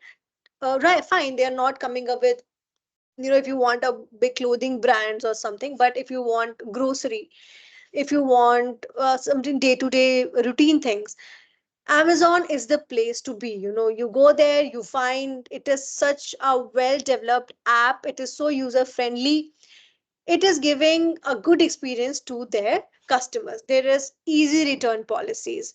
They ensure that there are lesser risks associated with the purchasing. They are taking care of the logistics, and because of all these things, they are able to reduce the transaction cost, which is associated with the buying and which is associated with respect to the selling of the goods. McDonald's also here, they have ensured that if you go to McDonald's in any part of the country, per se, with every other country there is a change of taste and according to the culture of that particular country. But here in India, if you go to any McDonald's outlet, you will find that there is a consistency which is maintained, there is a proper quality control which is maintained, there is a proper, you can understand, you go to any store, you will understand it is a McDonald's store. And it has really helped, when people are, especially when people are traveling, with families, with small kids, and the kids are so fussy about what they will eat. If there is a McDonald's, the mothers are very happy, they will just take the kids to that particular restaurant, and they can be assured that they will get the same taste what they get in their own city. How is that possible? Because McDonald's has standardized the menu, they have ensured that their training processes are pretty rigorous, they've ensured that there are proper measures taken with respect to the quality control, and last but not the least, they are consistent throughout the country, right? So let's just discuss theories of vertical and horizontal integration. So what do we understand by, so this is important, right? To understand theories of vertical and horizontal integration. Why is this important? Because we see these examples on a day-to-day basis. We go to a mall, we see a Zara store, we know that there's a fast fashion, they quickly change their products, something that you've seen a week ago, you will not find after a week. How are they able to do it? They are able to do it because of vertical integration. How? They are taking care, they are having a complete control over their supply chain. They are having a control, they are having a complete control on their distribution channels. Because of that, it has led to the reduction of the cost. Since they are vertically integrated, uh, there are a lot of middlemen which are swayed away with. It has reduced the transaction cost, and obviously when you eliminate the intermediaries, it will help in improving the profit margins. And when things are in control, right, it also helps, and it also adds in quality control, right? Let's just understand with this example, the example that I just gave. Zara, what they're into, they are taking care of the raw material, they are taking care of the manufacturing, they are having their in-house designers, they are being designed in Zara, the manufacturing is in Zara, the logistics are taken care by Zara, nothing is outsourced. So when things are not outsourced and everything that they're doing is in-house, they will have a greater control, right? The middlemen are out of the picture. This allows Zara, if there are some new trends in the market, it is easier for them to quickly adapt and to quickly change and to those new methods, right? How is Netflix into vertical integration? Earlier, Netflix was only serving as a platform where these content, there are other houses which were making the content, the production houses which were making the content, and Netflix used to be a one point solution for them if they want to put it across on the OTT. However, Netflix thought, why not we end up producing our shows? Then the dependency on the other production houses will be reduced. So they came up with one of the shows, House of Cards. If you've not seen the show, it's a good show, you can go and watch it. It is about the political drama. So they thought, let us produce a show, and if we are having full control on the production, it will be easier. We know what we'll be offering, we know what will be the timeline, right? We know that this is the time that we have decided that maybe by the end of the December we will be putting it on air. How is this benefited Netflix? It has benefited Netflix. Now they can have an exclusive content, right? They are able to reduce the reliance on the external production houses, external studios. Now they have the better control on the cost also. They don't know, when they are, somebody else is the producer, and they are making those negotiations, or airing their show. Now all this they have done away with. Not that they are producing everything which is there on Netflix, however, it has really helped them to make a mark for themselves, right? So here I would also like to share one more example, getting away with the intermediaries. Tesla is one such company, right? If you want to order a Tesla car, it is just like you're ordering a car from Amazon. So once again, it is like you're ordering a car from Amazon. You can order a car online, right? There is no showroom. Like if you want to buy a car, for instance, if you want to buy a car of Toyota, you will go to a Toyota showroom, you will check the car. If you want to want a middle model, they probably have a lower model or a higher model, and then they would just tell you, इसमें ये feature अभी नहीं है, but if you want, we can get the car, so on and so forth. But what Tesla has done, they will send a car at your doorstep. You check, and you can buy it right then and there. There is no no dealership involved in this, and because of that, they have reduced a lot of their cost. What is horizontal integration? Horizontal integration is about when you are typically aligning with the manufacturer or a supplier on the flat structure, on the same level. Rather than vertical, you are doing it on the same level. For instance, it helps you to enhance your market share. It helps you to reduce the competition. For example, you are producing a product X, and your competitor is also producing maybe a complementary product, a product Y.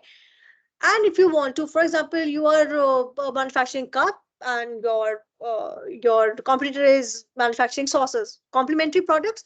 And now you think, rather than me getting into the production of sauces, let me collaborate with my competitor, and let me just produce it along with my competitor.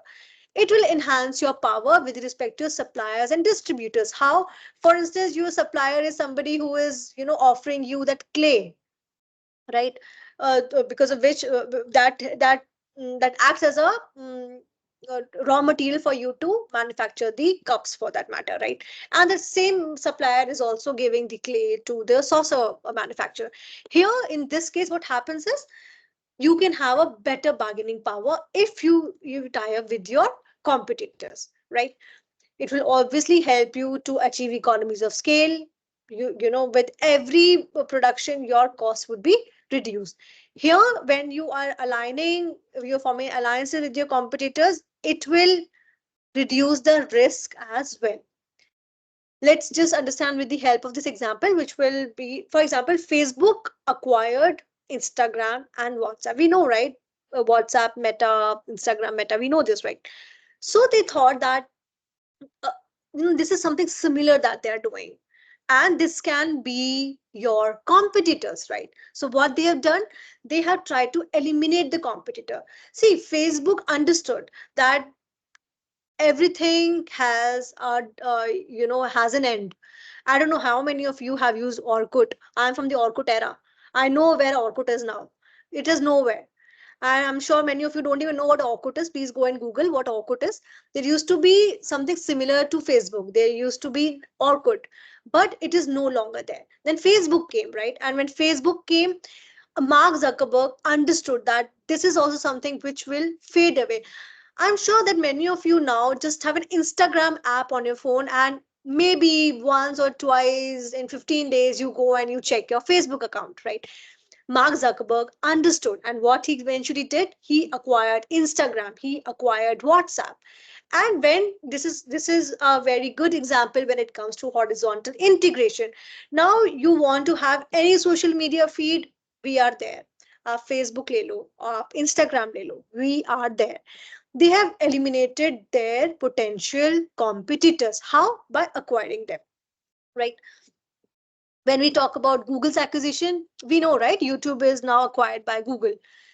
Google understood that Google is more or less, right? Uh, Maybe more, you read if you want to make a recipe. If earlier when you used to search, Google would give you a recipe. But what YouTube is doing, YouTube is giving you the video. Google understood that, now rather than people reading something manually, they are looking at the things which are more practical.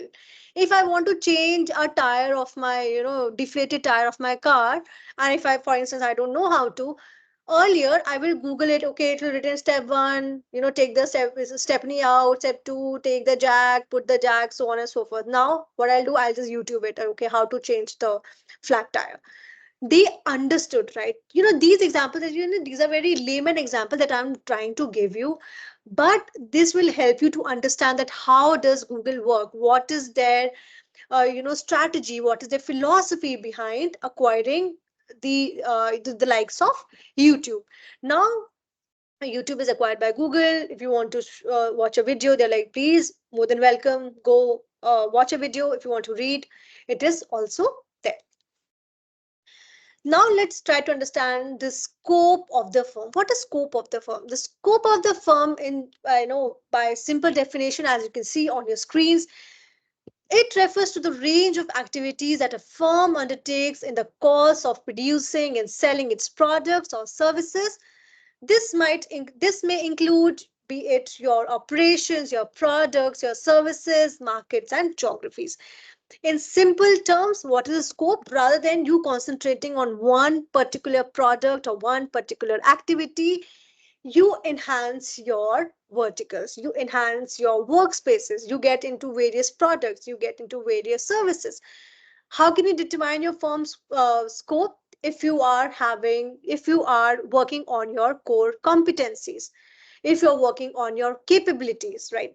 If you're able to understand your market demand, what is that? If you understand what your consumers are preferring, what your consumers are looking out for in your products and service offerings. Technological capabilities, a firm's ability to innovate and integrate new technologies into its offering. How? If you see, earlier there used to be an AC, poor AC lying in your room. There you have a remote, you switch it on, and that's about it. Now technology is integrated, right? In your phone, you can switch it on before even reaching to your place. You can switch it on your air conditioner because of your through your phones, right? There is the concept of smartphones as well, and companies are really leveraging on technology. What is smart homes? We will understand this in one of the case studies, right? We will do that case study. There are two case studies that, because of we were doing these live projects, we weren't able to do it. Let's try to do this in the class. All right. Then what are the other determinants of firm scope? It is regulatory environment, right? What are the legal, compliances which are prevailing in the market? What are the various regulatory frameworks which are prevailing in the market? And last but not the least, the competition which is there in the market. This also helps an organization whether they want to go ahead with the economies of scope, right?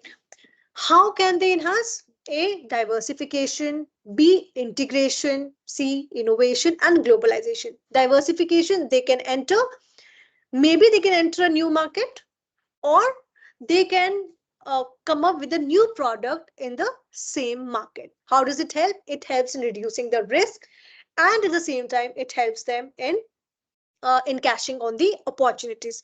Integration, we have just discussed. There are two types of integrations, vertical and horizontal.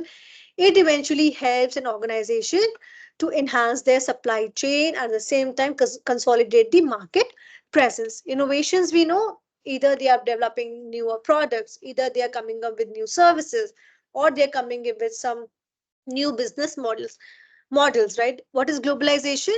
They are not just sticking to your own homeland or in your own country, but they are also expanding geographically. They are coming into newer, larger markets. So how can one balance the scope and focus? Strategic fit. What is strategic fit? To ensure that the new areas of expansion, whatever they're doing, wherever they're going, new products, new geographical areas, new markets, but ultimately they are aligning with your strategic objective of your organization.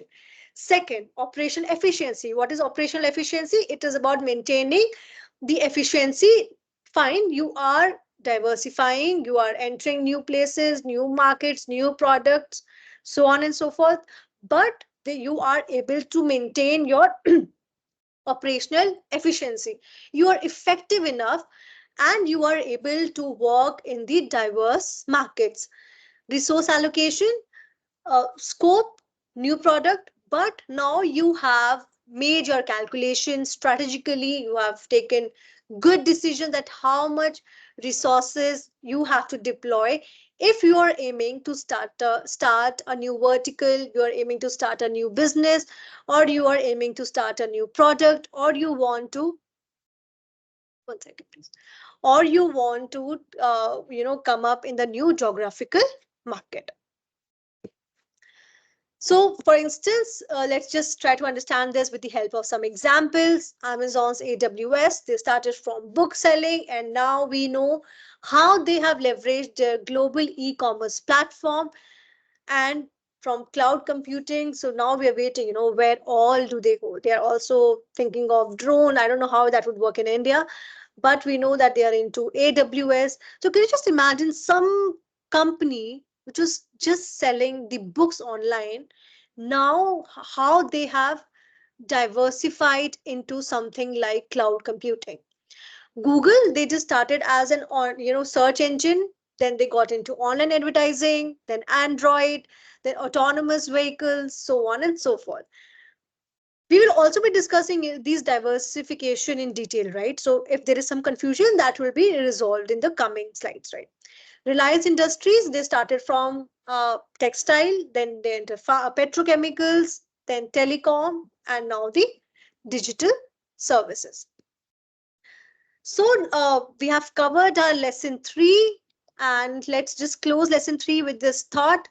Gaining knowledge is one thing, but applying it is everything. This is one philosophy that you have to ensure that you will utilize in your upcoming exams, particularly for strategy. And if this works same for other subjects also, please go ahead and ensure that you use whatever knowledge that you've gained. It is the new currency, and you are able to apply it in the best way possible. Let's shall we take a break of 2 minutes, or we can continue? Let's take a break of 2. 2 minutes, all right. 2 minutes, right? Not more than that. Yes, uh, Adbut, are you there? yes, ma'am. Okay, I have received your email. I will respond to it, all right? Yeah, ma'am. Thank you. Yeah, I just saw and I respond to it. Okay.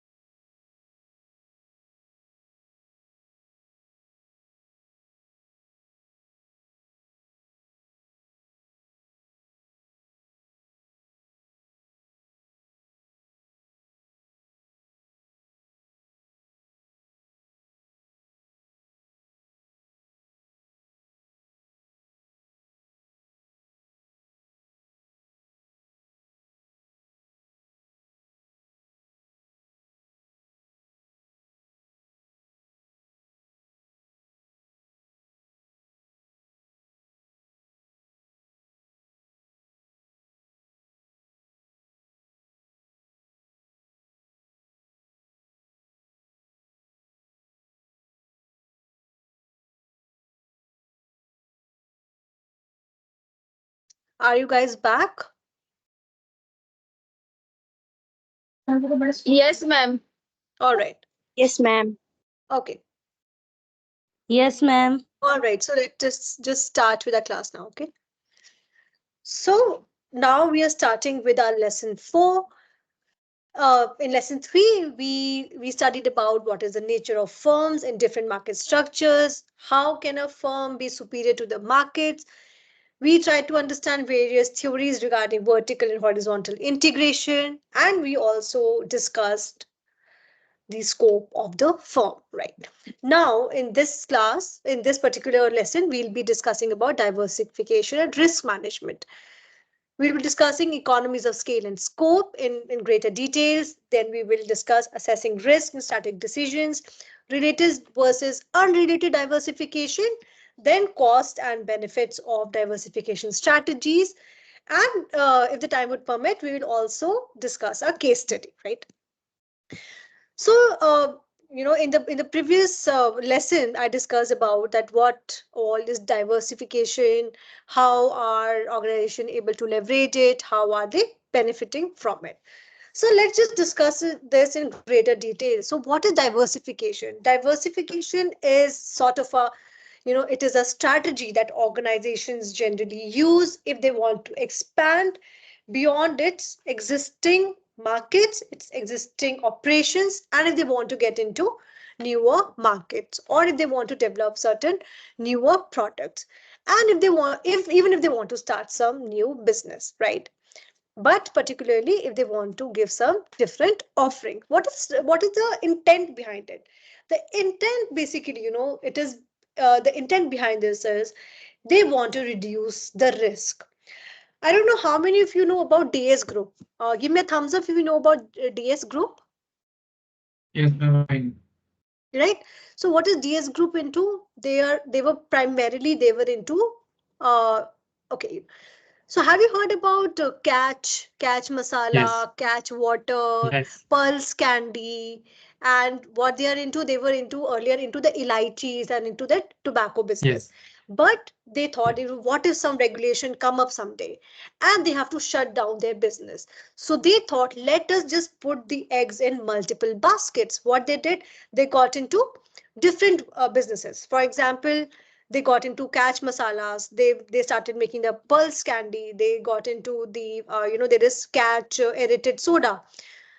And with this reminds me, please note down that you have to read about pulse candy. That how it is able to get such a strong foothold in the market. It's a very simple candy with, it's sweet and it gets sour, and the kind of market growth and profits that this candy has given to the DS group, right? Just as I mentioned, my students know who attend my offline classes that segueing is my way of teaching, so please note this down and you read about this. All right. So primarily, what is the strategic intent? The intent is to reduce the risk and also to leverage on their already developed capabilities. What kind of capabilities? So they know how to do business, right? They have developed certain capability. Now since they know how to do business, now they are able to diversify into various other domains. They have the knack of it. So if they you have learned the trick of the trade, why not leverage it and why not get into the other domains as well? What kind of diversifications are we talking about? We are talking about horizontal diversification, vertical, concentric, and conglomerate. What is horizontal diversification? For example, there is a cosmetic company, and now they were earlier only into the skincare. Now they are coming up with the hair care also. So it is sort of a similar services that they're giving, but they are extending their existing product line. What about vertical diversification? Vertical diversification means I am a manufacturer of furniture. Now, earlier I was taking timber from a third party, from some supplier. Now I am also taking care of the timber also. Then now I will take care of the timber supply operations as well. Here I am reducing and I'm getting away with the middleman. Third, concentric diversification. For example, I am a company which manufactures cameras, which manufacture lenses, And now I think, okay, cameras, I'm good at cameras. Let me now just make binoculars also, right? So I'm using the same kind of a technology. I'm already manufacturing lenses. Now I'm diversifying and I'm getting into a different business of binoculars, of telescopes. Conglomerate diversification. I'm having X business. Now I can get into Y business also, right? For example, I'm into construction business and now let me have a fast food restaurant also. Right, a very crude example. If I would say Kohli is into playing cricket, but now he's also having his fast food restaurant.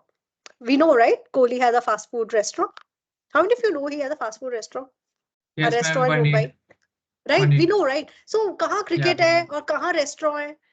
So we can talk, right? We can say that it is sort of a conglomerate diversification, right?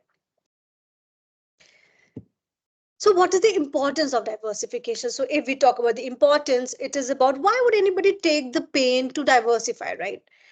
Certainly, if they want to diversify, they look out for whether they are having greater growth opportunities. Are they able to explore new territories? Are they able to cross borders and gain more profits, right? What about risk mitigation? Risk mitigation, fine, this particular business, quite possible it is in doldrums, quite possible there can be some policy changes, there can be some external thing that happens. Let me just reduce the risk, let me get into the other domains as well. If you think about some other example, please share with the class, all right? So these are certain examples of diversification. For example, Google has horizontal diversification. They are into Gmail, Docs, Drives, so on and so forth. They're all sort of complementary digital services. They are into the similar new businesses, right? Vertical diversification, Netflix was early into DVD rentals. They were acting as they were giving as an OTT. They were providing platforms to other, studios. But now they are coming up with their own content. Stranger Things, House of Cards, Sacred Games, Money Heist, so on and so forth. Concentric diversification, Apple, they are into phones, but now they are also coming up with the Apple watches. What they are doing, they are leveraging on their already existing technologies, and they are also leveraging their loyal customer base, right? Conglomerate diversification, unrelated. TCS is there, Tata का गाड़ियां भी हैं, salt भी है, steel भी है. There are so many products that Tata has come up with, right? Are they interrelated? No, they are not. But now they have the knack of the business. They know how to run a business. So with this, they are able to diversify into various sectors. What is its impact on the company's portfolio? So it is main impact of the company's portfolio is that it certainly enhances the portfolio. It makes your organization more resilient, more robust. It also help in maintaining a certain strategic balance. How? Because now when you are allocating your resources, you are ensuring that how can you get the maximum return on your resources that you are allocating. It is also like, when one chooses to buy shares or buy mutual funds, we've heard about, portfolio management. You don't buy shares of one particular organization, you try to buy shares of various organizations, so that even if one gets risky, you will get the returns from the other sources. Third being continuous evaluation. When you are having diversified portfolio, it certainly requires assessment. It requires whether it is actually aligning with your performance or not. Is it aligning with the trends which are going on in the market? Is this aligning with the objectives, right? And for that matter, companies have to ensure that they are they're particularly taking care of reviewing their strategies and to check whether they are in tandem with their strategic long-term goals, right? Now let's just discuss economies of scale and scope. What is economies of scale? We understand this is the concept that we have heard in economics as well, that with every new product that is produced, your cost ends up reducing, right? With every cost per unit of output, generally it gets decreased, right? Because there is a fixed cost. So let me just explain this in a very simple term, and I want you people to remember this for the rest of your lives. Okay, एक machine है, run कर रही है, जो आप ये मानो कि it's a very hardcore machine, मान लो लेथ मशीन है. You know what a lathe machine is? I discuss in the class. Okay, never mind. एक मशीन है, ठीक है, उससे स्टील का आप कुछ काम करते हो, it is difficult to start. अब वो आप 10 बजे स्टार्ट कर रहे हो और आप वो बंद होगी रात को 8 बजे या रात को 10 बजे ही बंद होगी. 12 hours it will work. In between we can't stop it. Now it depends on you whether you use it for the entire 12 hours and you produce only 100 goods or you produce 1000 goods, right? आपका fix cost same होगा, आपका electricity consumption same है, आपका जो depreciation जो हो रहा है उस पर्टिकुलर मशीनरी का वो सेम है. Now how can you achieve economies of scale if you are making the optimum use of that particular machine for 12 straight hours? Because with more and more products that you will be able to manufacture through it, your cost will get reduced, right? What is the impact of it? The impact is when you produce larger volumes, it certainly helps an organization to trade or to have a better bargaining power with in terms of their suppliers, in terms of their customers, right? Fixed cost like R&D, marketing, ये सब कुछ same है. अगर आप ज़्यादा products produce कर पाओगे, ये ज़्यादा जगह पे spread होगा आपका cost, right? Now you get it. What is defining? What is economies of scale? Now let's understand with the help of some examples. Amul है, economies of scale कैसे वो work करते हैं? They are producing around 3.3 million liters of milk per day, right? They are leveraging on their milk collection centers. Centers same है, उनकी utilisation कितनी आप optimum कर सकते हो.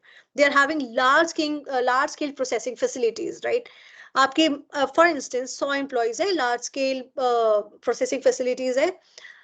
आप अगर मानो कम आपका कलेक्शन हो रहा है या आप उसको बेटर वे में यूटिलाइज नहीं कर पा रहे हो, आपके वहां पे एम्प्लॉयज ज्यादा लोगों को काम करने को नहीं मिलेगा, तनख्वाह तो आपको देनी पड़ेगी उन 100 लोगों की, चाहे आप उनसे 10 लोगों का ही काम करवा रहे हो, लेकिन बाकी 90 लोगों को तो देना पड़ेगा ना.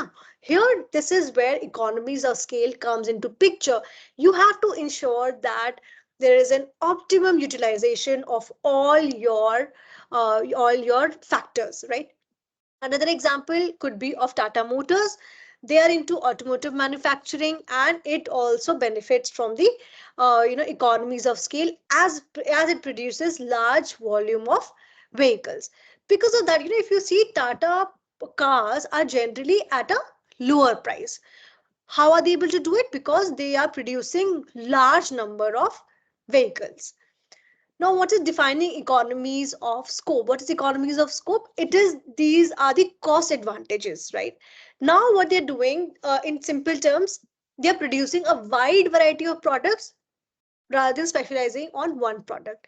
Multiple products वो अभी manufacture कर रहे हैं rather than just one product or maybe one service. How does it helps an organization?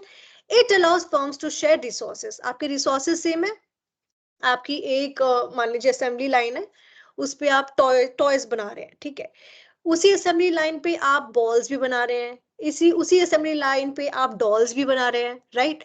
So what you are using, you are using the same asset, a same assembly line to come up with newer products, right? So how does it help? It helps in reducing the cost per unit. Let's just understand this with the help of an example. For example, Tata Group. What they are into, they are giving you, one second, please, sorry. They are providing you services also. They are giving you Tata Steel also, hospitality also. There are consumer products also. They are into many things. How is this group able to leverage on it? They are leveraging on the brand name. Now, if you buy a steel, so generally we don't go and we say Tata Steel. These are the wholesalers, and आगे जाके you understand that they buy, they manufacture in bulk, and there are various houses they take from them, and they, as it says, it is a commodity product, right? Then what happens is, because of their brand name, they are leveraging on it. We, in our heads, it is imprinted that if it is Tata, it is trust. Tata की गाड़ी भी अच्छी होगी, टाटा का नमक भी अच्छा होगा, टाटा की हॉस्पिटैलिटी भी अच्छी होगी. They are leveraging on their brand reputation. They are leveraging on the synergies that they share across the various sectors. Similarly, in ITC also, what they are doing, they are into FMCG. So here they are into, there are hotels also, if you know ITC, Moria is there. They are into manufacturing of soaps also. They are into manufacturing of clothes also, if you know about Will's lifestyle, right? Primarily, they are into what? They are into the tobacco business. And what they have done, they have utilized the supply chains, that their distribution channels that were into the tobacco business. Through the same distribution channels, they were able to send their Fiamma D wills also, right? उसी से आपने अपना सन feast का biscuit भी उसी distribution channel को आपने utilise करा. उसी डिस्ट्रीब्यूशन चैनल को आपने एक यूज किया अपना एक बॉडी वॉश भेजने के लिए. You have cracked the code, right? Because of the tobacco sales, your tobacco business, you have entered into the tier 2, tier 3 cities of the country, to the villages of the country, and because of that you were able to get your other products also right into the skin of the country, right?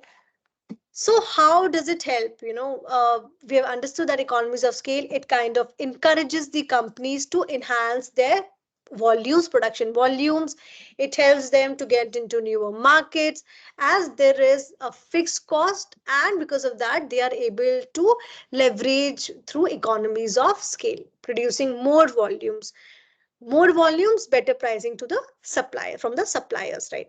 Economies of scope, it motivates the companies that now we can have better product lines, we have our distribution channels in place, we have our operational operation efficiencies in place. Let us now leverage on it, and let us come up with better products, more products at a much reduced cost. So let's just understand with the help of some examples where scale and scope through diversification. Patanjali products, we know they have diversified into grocery. उसकी दाल भी आती है, उसके cost creams भी आते हैं, दंत कांति भी आता है, उसके हेल्थ सप्लीमेंट्स भी आते हैं. They have entered into various products, right? And what they have leveraged on, they have leveraged on their already established brand identity. They have leverage on their operational capabilities, right?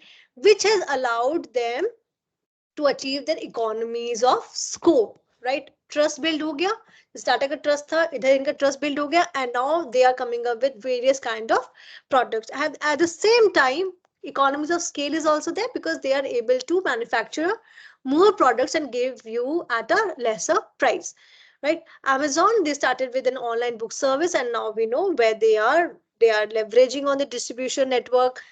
They have tied up with deliveries, and what there are various other DHLs of the world, and they are able to leverage it. अगर आपको एक soap भी deliver होता है, तो आपको एक bed भी deliver कर देते हैं Amazon, right? छोटी सी लेके बड़ी चीज तक, everything you can get through Amazon, right? Samsung Electronics, we know how they are able to do it. TVs hai, phones hai, they are into everywhere. They are using their display technology in both smartphones and televisions, right? If you guys know, even in Apple phones, they are using Samsung's technology when it comes to the display, right? Tata Group example, we know they are everywhere: steel, IT, automotive, consumer goods, so on and so forth, right? Now let's discuss that how can we assess risk in strategic decisions, right? What are certain types of risks which are associated? One such risk associated is market risk. For example, when Flipkart entered the market, it faced the risk, as the e-commerce industry is, we know that it is highly competitive, right? There was Flipkart, there is Amazon, and there are various other channels. So here what they did, they started offering maybe some discounts. They tried to innovate themselves. They tried to innovate their service delivery.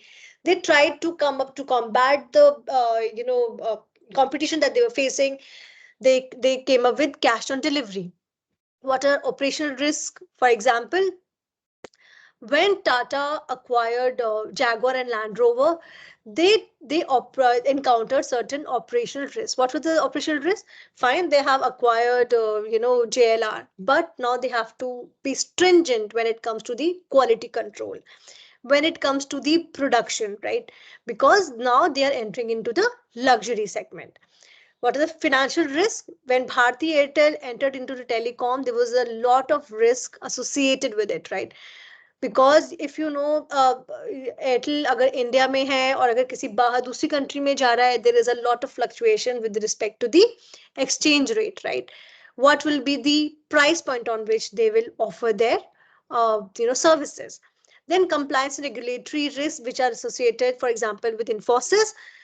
Here, when they are working, they have to adhere to a lot of policy compliances. They have to navigate through it. However, if they are working in some other country, there are international laws and they have to adhere to them as well. Now, the other examples of Cadbury, we know that there were certain couple of years ago, there was some sort of allegation of worms which was on Cadbury, right, which was surfaced. So at that time, they had to revamp their strategy. They had to revamp their packaging, right? And they have to, one second, and they have to go ahead with lot of public relation campaigns. And I think one such campaign was whom they hired was, I think, Mr. Amitabh Bachchan, if I'm not wrong. Just check if they hired Mr. Amitabh Bachchan. You can check it after the class, right? So what are various tools and frameworks for risk assessment? One such tool is SWOT analysis. Reliance Industries, they really, leverage this framework to understand where they can diversify, they can get into retail, or they want to work more on telecommunication. They try to understand what are the opportunities that they can get in the market, what are the various threats that they might face. Pestle analysis is used by Mahindra. They, somewhere they came with an EV, which was E2O. And I think Reva also was also by Mahindra, if I'm not wrong, but E2O, I'm sure that it was by Mahindra.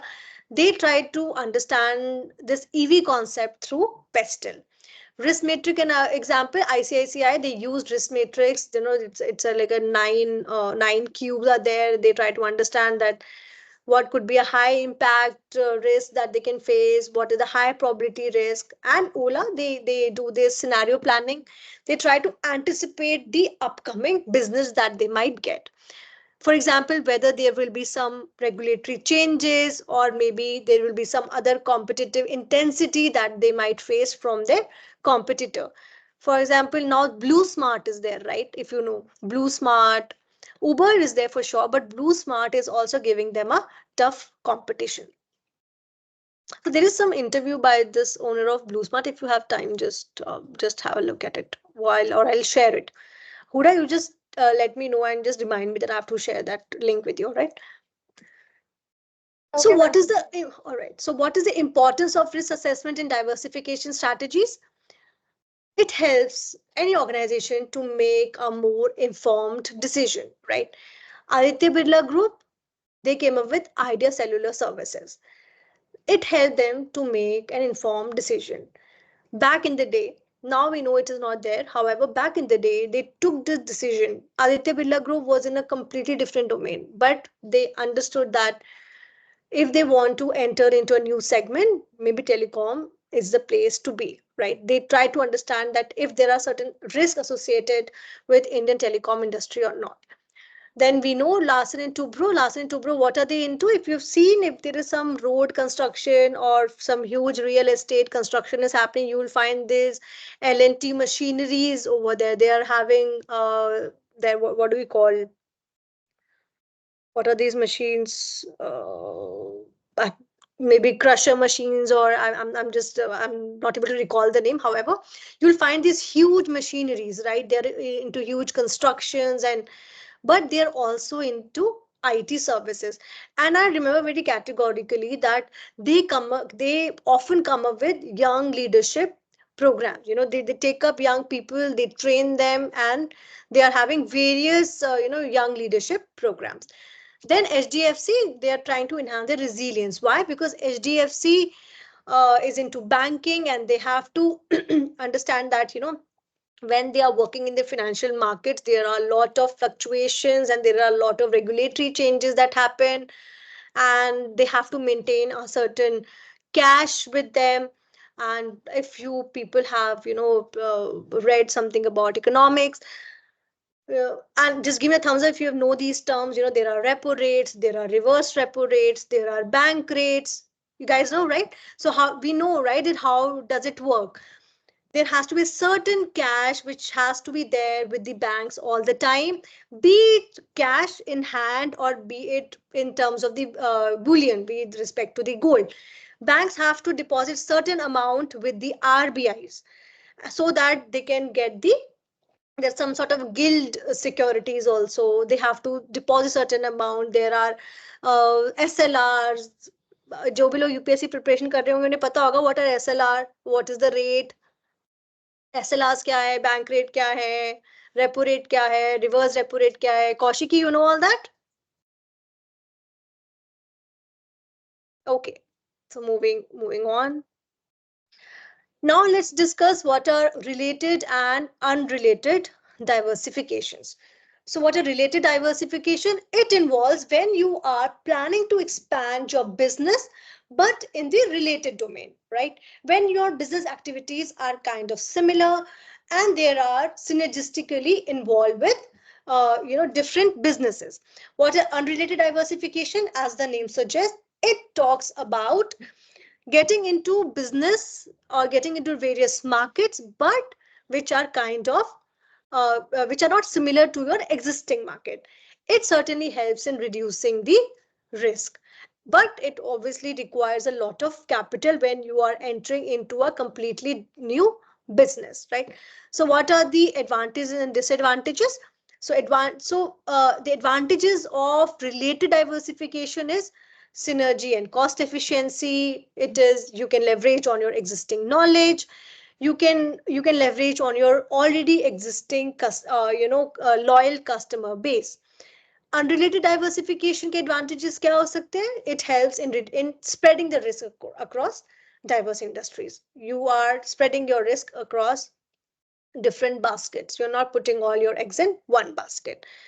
Then there are chances of you getting higher returns from different sectors. And it also reduces the impact of industry specific downturns. What if a particular industry in which you're working, something happens, some regulatory changes, some shutdowns, but if you have diversified into a business which is not similar to your existing business, you can still sail through, right? But what are the disadvantages of related diversification? It can be the advantages of unrelated diversification, right? There is higher risk of industry downturn, or quite possible it may lead to over concentration. What is over concentration? You are manufacturing product A, and there is another competitor also started manufacturing product A, and there is so much of over concentration of the similar product in a single market. But here in this case, if you were producing A and B also, then probably you will diversify your risk and mitigate your risk. What is the disadvantage of unrelated diversification? One of the disadvantages of unrelated diversification is, one second, that when you're entering into different businesses, at times it can be difficult for you to handle them, because since it is a new industry, new product, new service, quite possible that the expertise which is required for that, you are not having it. Quite possible you come up with something new and you end up neglecting your core business. In that case, you might end up getting lot of losses if you're not taking care of your own steady business, right? So ma'am let's just try to, yeah. 1 second. जो आपने related diversification बताया, उसका एक disadvantage cannibalisation भी तो हो सकता है ना. हाँ, The that can be product one. might end up cannibalizing our already existing products. Yeah, it does happen, right? आप एक नया product लेके आ जाते हो और आपका already जो existing product होता है, this is what this example is, right? This is what one disadvantage is. You might end up neglecting your core business, and what you get into a new business. If you read, Samsung was not really into, they were into, it was a trading company initially. If now we talk about Samsung into trading company, nobody would even believe it, right? But Samsung was into trading once upon a time, and now we know where they are. Now they're no longer doing that particular business. We'll try to, if you know some other examples, class, please share it with all of us. I'm not able to remember any other example, but yes, this is one such example. Okay, so now let's just discuss successful and unsuccessful related diversification. A successful diversification, TCS into IT consulting, and they got into BPO as well. Same sort of technological expertise, same kind of client relationship. They were giving consulting to the IT firms, to the tech firms, and they said we will also provide you with the BPO services. What is an unsuccessful diversification? Uh, it can be, Mahindra got into the two-wheeler markets. Same structure, same automotive manufacturing, similar diversification, but they failed. We have not really seen any two-wheelers of Mahindra, right? This example is of unrelated diversification. For instance, Reliance Industries, they got into telecom. Earlier, they were into petrochemicals, textiles, so on and so forth. But they got into telecom. Unrelated but successful. Well, now let's just discuss an unrelated, unsuccessful example. This can be of Tata. They got into telecom industry. They came up with, I don't know how many of you know this, Tata Docomo. You know this? What is Tata Docomo? Yeah, it was a telecom company. Yeah, see, so it now, is it anywhere? We don't see any Tata Docomo. There used to be very low priced, telephone services, which were back in the day. And they were also, used to charge it, and it used to start, it used to have a very long battery life as well. But is Tata still into telecom? Is it still giving teleservices? No, it is not there. It was an unrelated diversification which failed, right? So now let's just understand what are the modes of diversification. What are the ways in which these companies can diversify? One is internal development, right? You are investing into developing new products or into new services, or you're expanding into new markets, which means you're diversifying through investments, right? You are using your own firm's resources. Second, you're forming alliances. How you are partnering with firms through various joint ventures. You're forming alliances, and because of that, you are entering new markets, right? And you are able to develop new products as well. What is acquisition? When we talk about acquisition, you are acquiring new companies because of maybe their new technologies. The example that we just read a couple of minutes ago was about Facebook acquiring WhatsApp, Facebook acquiring Instagram. These are certain examples that Facebook thought, why bother, right? Why to create something new by ourselves when we can easily acquire it? Probably they've had some thought, right? They would have evaluated, they would have done their cost benefit analysis, that it's better to buy, right? It's better to acquire. What are the examples of motor diversification? Asian Paints, they are into internal development. Earlier they were into paints and coatings. Now they're also coming up with kitchen fittings, bath fittings, adhesives, so on and so forth. What they've done, they have leverage their in-house R&D function, and they're able to innovate and expand their offerings.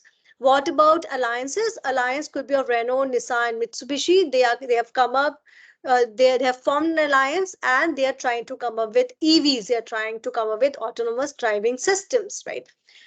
Flipkart, we know what they have acquired. They have acquired Mintra, right? So they thought that Mintra is already there, and it is a huge fashion retailer. Why to make our own setup, own everything? Why not acquire it? They did their own analysis, and they thought, this is one of the good ways to, go ahead with an acquisition of a giant like Mintra. So costs and benefits of diversification strategies. So what are the potential costs which are associated with diversification? A, financial cost. What are financial costs? If you want to diversify, we have to be sure of one thing, that it would require a lot of investment. It would require an investment in your R&D, in your analysis, in your marketing, right? But organizations do end up doing this. They end up doing this because they understand that they calculate their future returns, right? What are operational costs? New business, it obviously require new skill set. You will hire new people, you will try to get more operational capabilities, you will try to get more technologies and newer processes, right? If you want to expand, one has to be sure that there will be an operational cost associated with it. What are the strategic costs? If we talk about the strategic costs, it is about, you are coming up with new functions, new products, new services. Now you have to take care of how well you are allocating your resources in these various domains. Having said that, you have to ensure that you are not diluting your brand, or you are not eroding your existing competitive advantage by taking care of the long term vision in your minds. But what are the benefits of diversification? So when we talk about the benefits of diversification, a, it reduces risk associated with it. Even if there are market fluctuation, a company can sail through. Even if one particular production or product or services in the doldrums, still one can sail through, right? It helps an organization to have multiple revenue streams, right? It opens various growth opportunities. It helps you to have a greater business growth. And last but not the least, it helps an organization to gain more competitive advantage. Why? Because now they are able to leverage their resources, and they are turning them into capabilities, and these capabilities are being used into various domains. These capabilities help in developing their core competencies, and these core competencies help in gaining competitive advantage in the given market, right? So what are the key considerations for choosing a diversification strategy? A, it should have an alignment with your core competencies, right? A company should know what is its strengths, what are its capabilities, and diversification, whatever they're doing, it should feel like, an extension of their already existing strengths, right? Because it would help in utilizing their current operations. One has to consider the market analysis when you are coming up, or you're thinking of coming up with something new, some new diversification. One has to do their homework well in place. You have to understand the competitive landscape, you have to understand the customer needs, you have to understand the regulatory environment, and you have to ensure that your diversification efforts are well in place, and they are well targeted towards achieving your strategic objectives. Resource allocation, resources, be it financial, your human resource, your operational resources, they have to be deployed in the best optimum way possible. Even if it is a requirement of maybe new personnel, even if you want to extend your already existing production capabilities, you have to ensure that your resources give you the maximum return, right? The fourth thing being your risk assessment. When you are coming up with the diversification strategies, be it, you have to take care of your financial risk. You have to ensure that if you're coming up with a new product or a new service, is this well accepted in the market? Because of this, all these market analysis are important. Because of this, the pilot projects are important, these pilot studies are important, right? Because these pilot projects, pilot studies help you to check whether what you're doing will help you in gaining greater results, right? Then the other thing being exit strategy. You need to develop a clear exit strategy. What if one day you need to, shut down a certain business? So, if you think, so what is the problem exit, exit strategy, ठीक है, एक दिन काम कर रहे हैं, बंद कर देते हैं और नहीं करते, कोई बात नहीं, what is the problem? See, what if the new business that I have diversified into is into, developing the aircrafts. This is the new business that I've got into.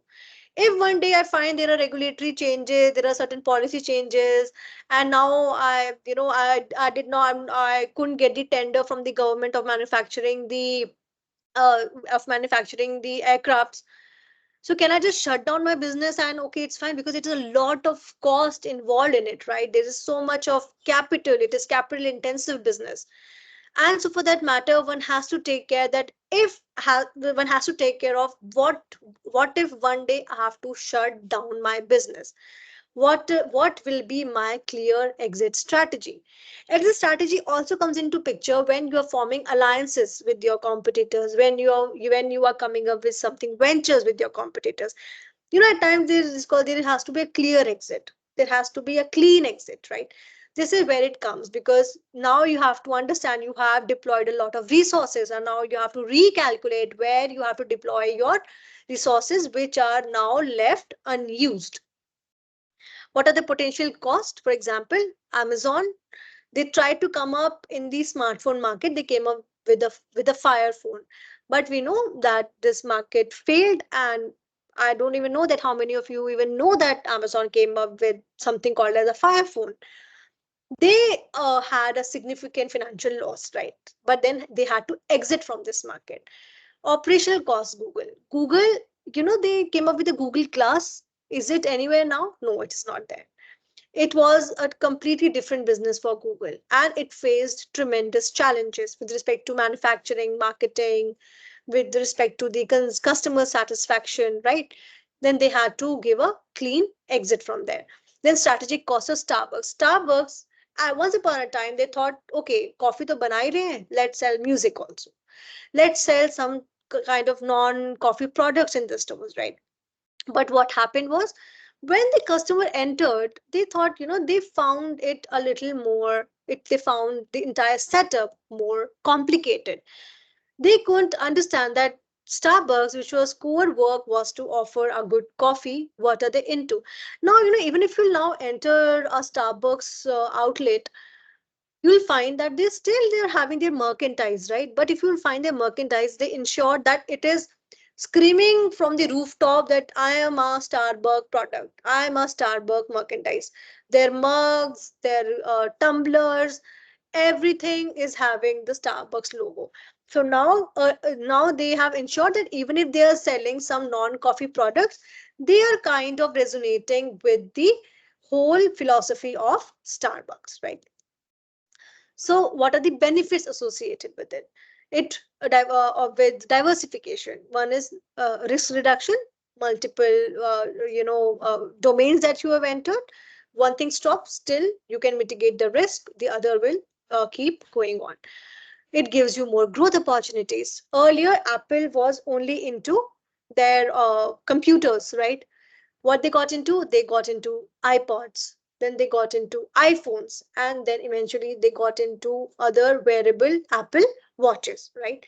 How does it help? It helped them to get various multiple revenue streams. Last but not the least, enhanced competitive advantage. Reliance Industries Limited, what they're into, they were into petrochemicals, textile, अभी telecom में भी हैं, सब जगह हैं, और उसकी वजह से how has it helped? It has helped them to gain uh, they are able to give a more competitive rates, right? They have changed the landscape of telecom industry. So what are the key considerations? So what all we have discussed alignment with core competencies. Here I have just given few examples. Netflix, alignment with its core competency. Market analysis, Tata Motors, they do extensive market analysis. Microsoft, now earlier they were giving more importance to into what was there, Meta, what was going on. I just forgot that word. I'll just recall and tell you. They were giving so much importance into that particular domain, but when AI came into picture, they used all their resources into getting used to more into AI. Risk management, Samsung, they were into electronics and biopharmaceuticals, but now they thought, let's just get into the new industries. But they also understood that they have to manage their risk, and because of that, they understood that what if getting into various businesses, they end up adversely impacting them. Exit strategy, eBay decision to spin off PayPal. We know PayPal. If you ever if you'll ever order something online internationally, you will get this PayPal platform for the transaction. They take your details, and if you are paying in the Indian currency, they take, I think, some 0.001% of it, and whatever transactions that you want to do, you are able to do it, right? So eBay decided to exit from the PayPal, right? So what is the conclusion for this, for the strategic imperative, diversification, risk management? So these are certain pointers, right? So diversification is a strategic approach which involves expanding into new markets, reducing risk, and driving growth. We discussed about economies of scale and scope. Economies of scale, it is about reducing the cost with every product. Scope is getting into multiple type of products, right? Not similar, but not so similar products. Risk assessment, that what kind of the decisions that you will take, how can you evaluate those, and how can you mitigate the risk, right? Then we discussed about related and unrelated diversification, which comprises of that we discussed about advantages and disadvantages, right?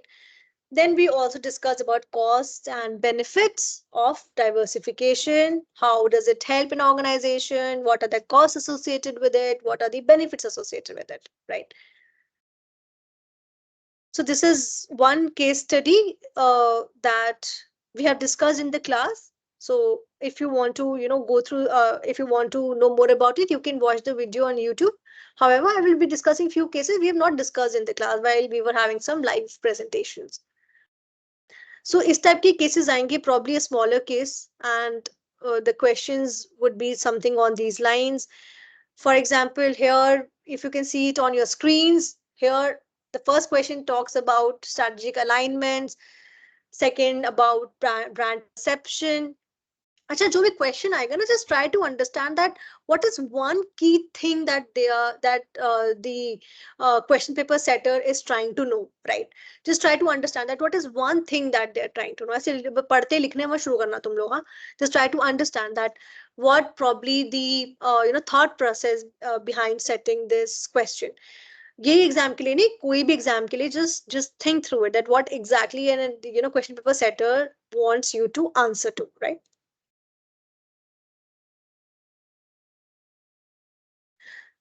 All right, then we have come to the end of lesson 4.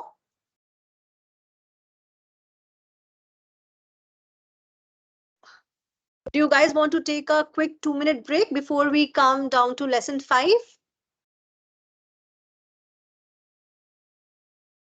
Or shall we start with lesson 5? I think we can take a break. We can take a break? 2 minutes break, Yeah, you want? 2-minute break, yeah. All right, not more than 2 minutes. All right, guys, I'm waiting.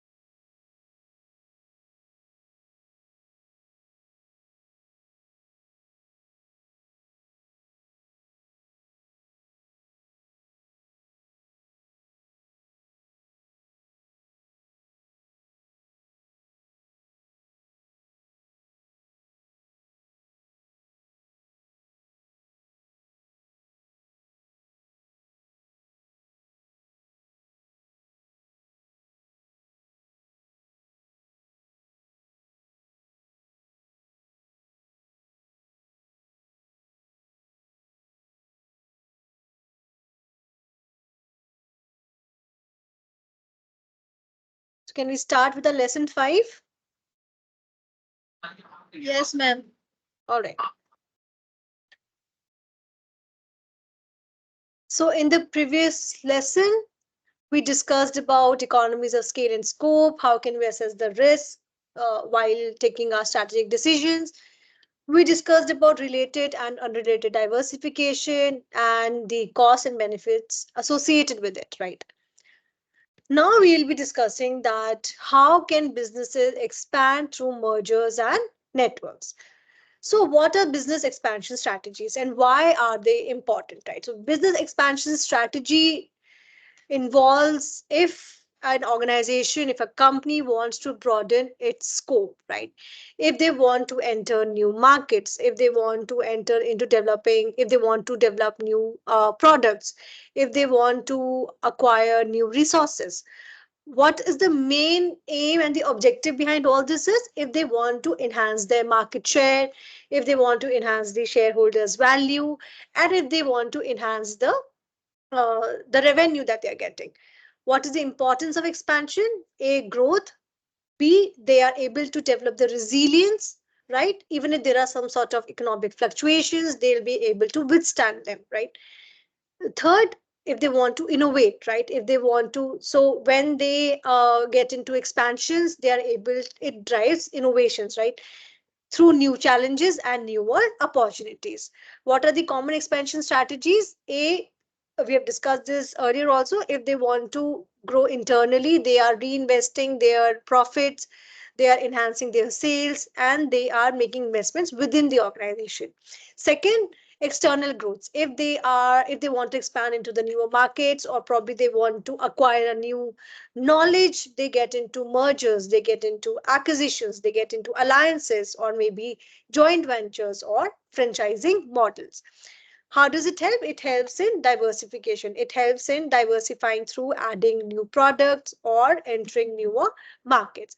But what comes into picture is, and what is a big question is, choosing the right strategy.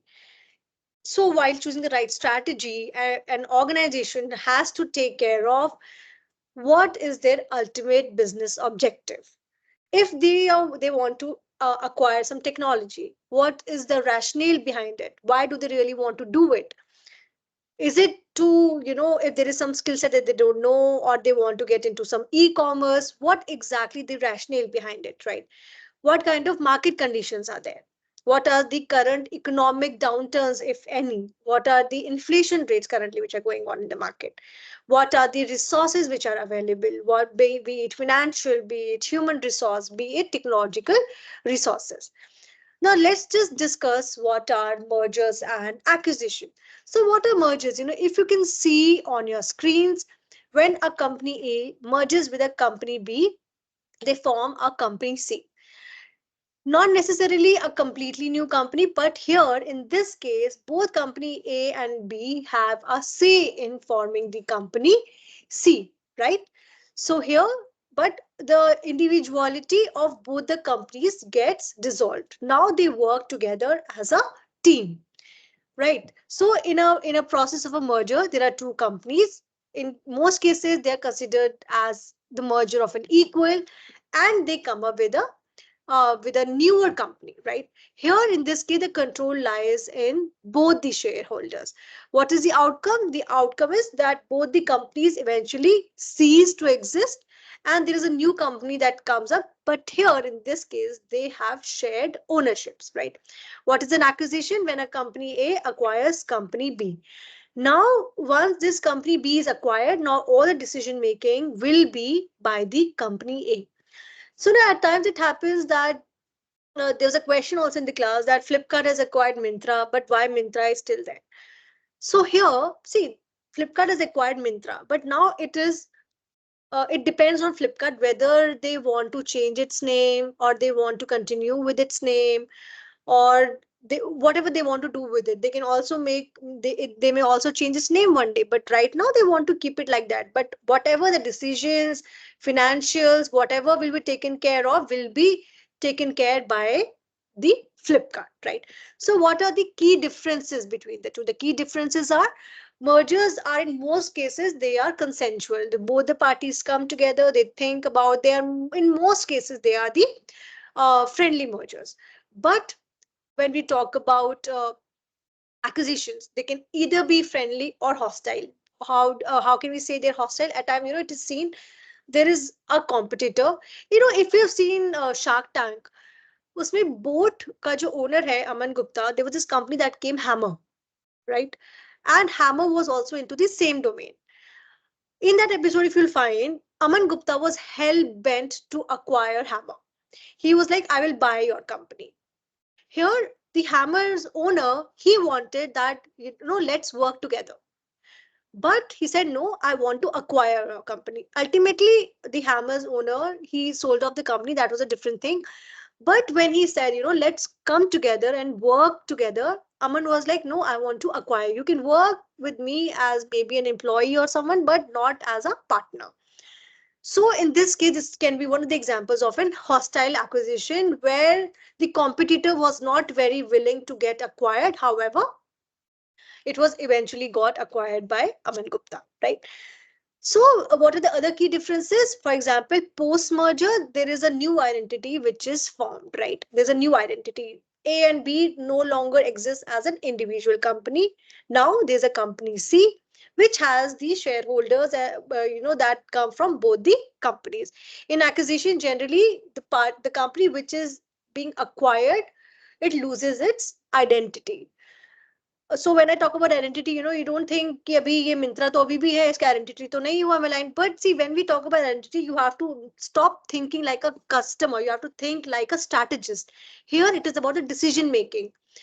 कितना billions of dollars will invest, ये जो decisions है, अब ये decision सारे फ्लिपकार्ट लेता है, right? Myntra भी इसमें इन्वॉल्व होता है, but now as an employee rather than the key decision maker, right? They get certain shareholdings, but the maximum and the majority of the shares lies with the Flipkart, right? Then what is the strategic intent behind it? In most cases, the strategic intent behind a merger is, with respect to combining the strengths and sharing the resources. But when we talk about acquisition, in most cases, it is about eliminating the competition. It is about gaining maybe new technology, or maybe to get into a market quickly and acquire the market share. So what are certain strategic goals of merger and acquisitions?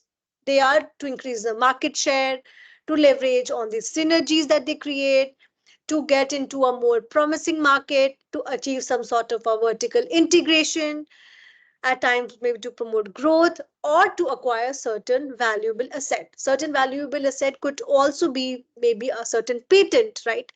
That, when we will work together, I will get your patent. Whatever, decisions that you've taken, you can get them. Whatever decisions that you've taken with respect to the patent, you can get the formulas, you can get the trade secrets of that particular company, right? But what are certain risks and challenges that are associated with mergers and acquisition? So, there are certain challenges. For example, at times there is lack of communication, there are lack of transparencies, there are some sort of security threats as well. Employee retention in the sense कि अभी आपने कोई company acquired, can you think, you end up laying off those employees, that, we don't need them. Quite possible there are certain hidden debts that maybe a company which is getting acquired, they are not disclosing their certain hidden debts that they have taken from the market, or maybe a company which you are planning to merge with yourself, there are certain debts. So once you are together, all those debts are also your debts now, right? Maybe there are certain poor evaluations that you have done. You have thought that, once I will acquire this company, or once I will merge with this company, I will gain more profits, I will have a better foothold in the market. But because of your poor evaluations, later on you realize that, this has all gone down the drain, and this was not a very good, a very good strategy or very good decision making when it came to acquiring X company. And when you also overlook the transition time, see, it doesn't happen कि आज आपने sign करा, हो गई company merge, या आज आपने acquisition करा and it's all done and sorted. It doesn't work like this, right? What happens actually is, it is a longer process. There are a lot of due diligences that happen. There are a lot of knowledge sharing that happens. There is a lot of hand holding that happens, right? Here, the other risks that involves are whether the company that you are merging with, is there some sort of a synergy with respect to the culture of the company? Is there any support channels which are there? See, when the companies are merging, there can be some sort of a leadership challenge also. That now who will be the CEO of the new company? Who will be the MD of the new company?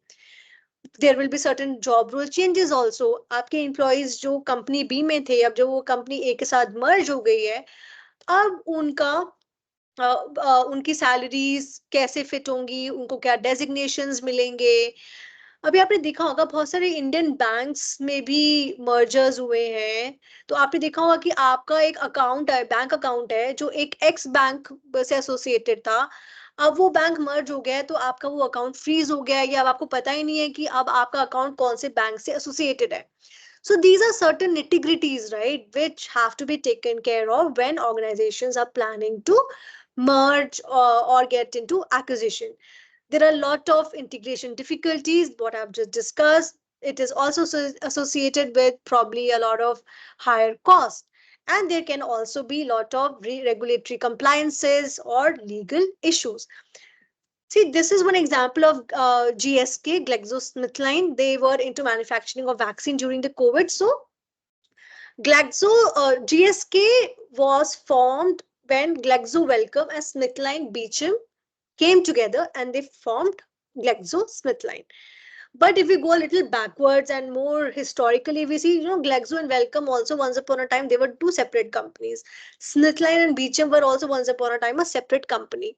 Those two companies came together. Now there are four companies together. Now these two companies formed a next level of merger, and now the merger is called a GSK, right?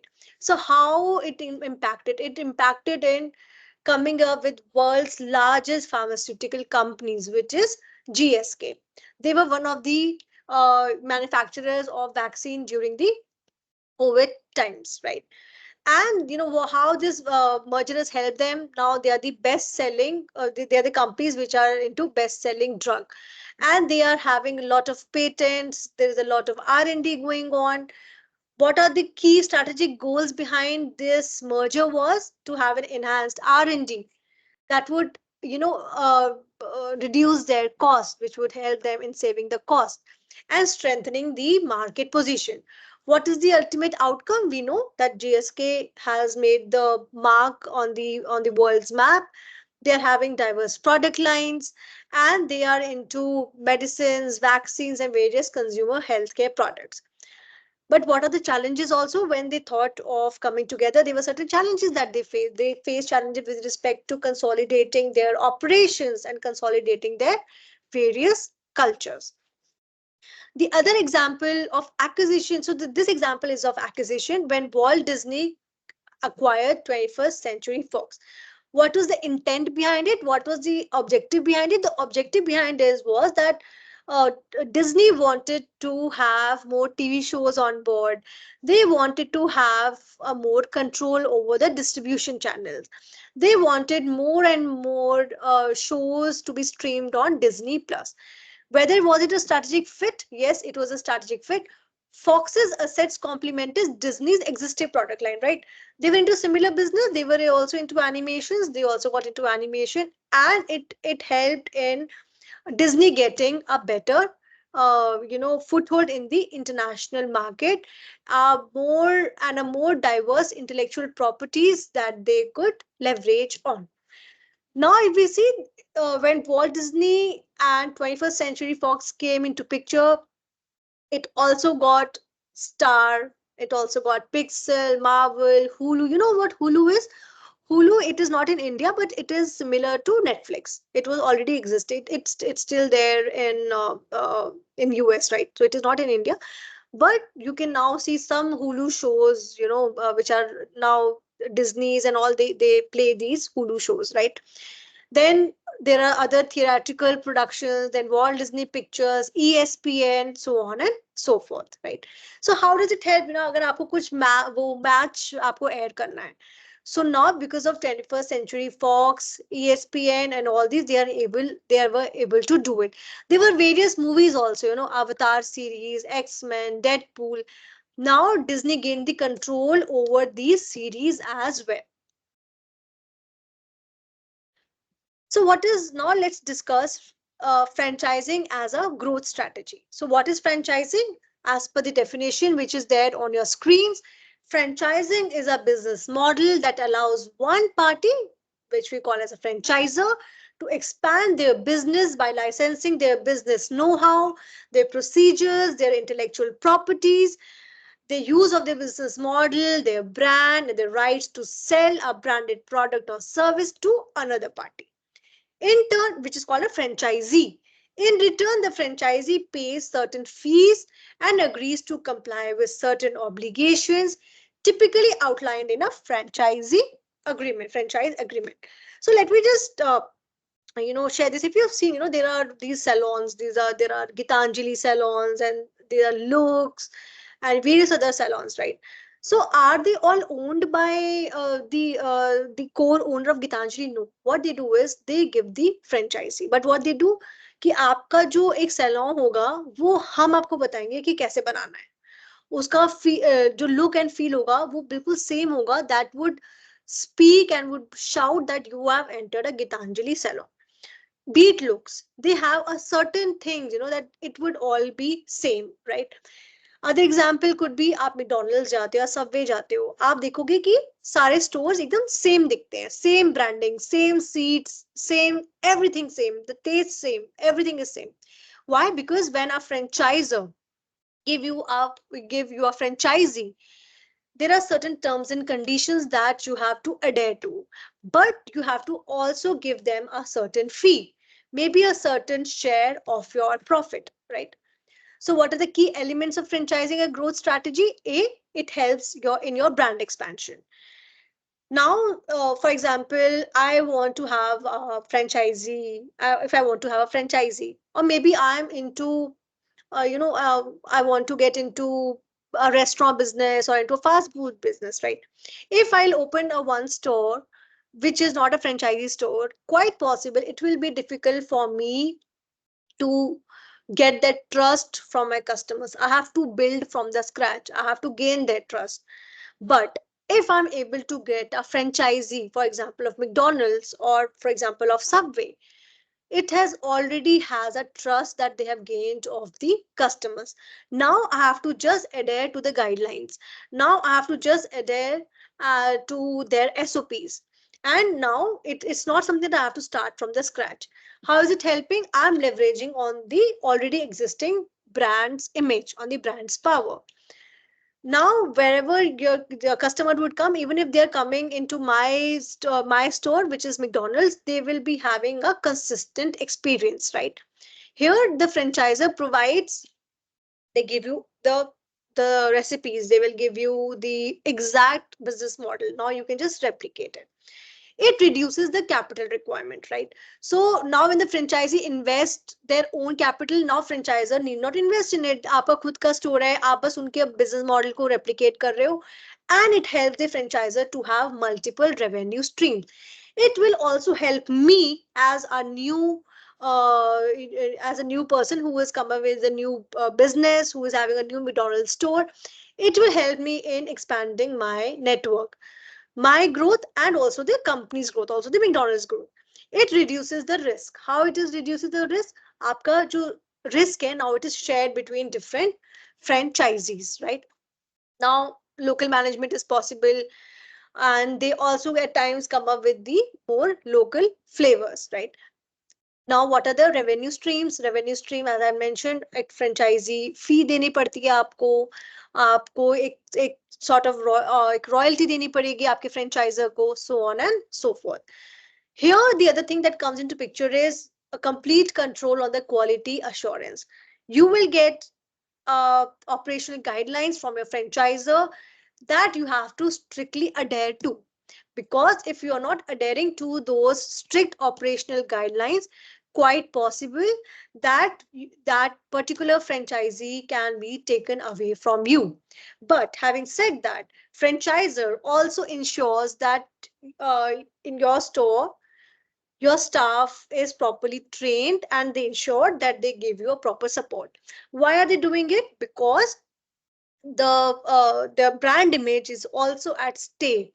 So when they are finding a certain franchisee, when they're giving certain franchisee, they are ensuring that their brand image is not compromised. But there are certain challenges and consideration also. One is brand reputation, as I had mentioned, and the other legal regulatory compliances and a thing to maintain the standards, right? So these are two examples that I had shared of McDonald's and Subway, that how this franchising model works.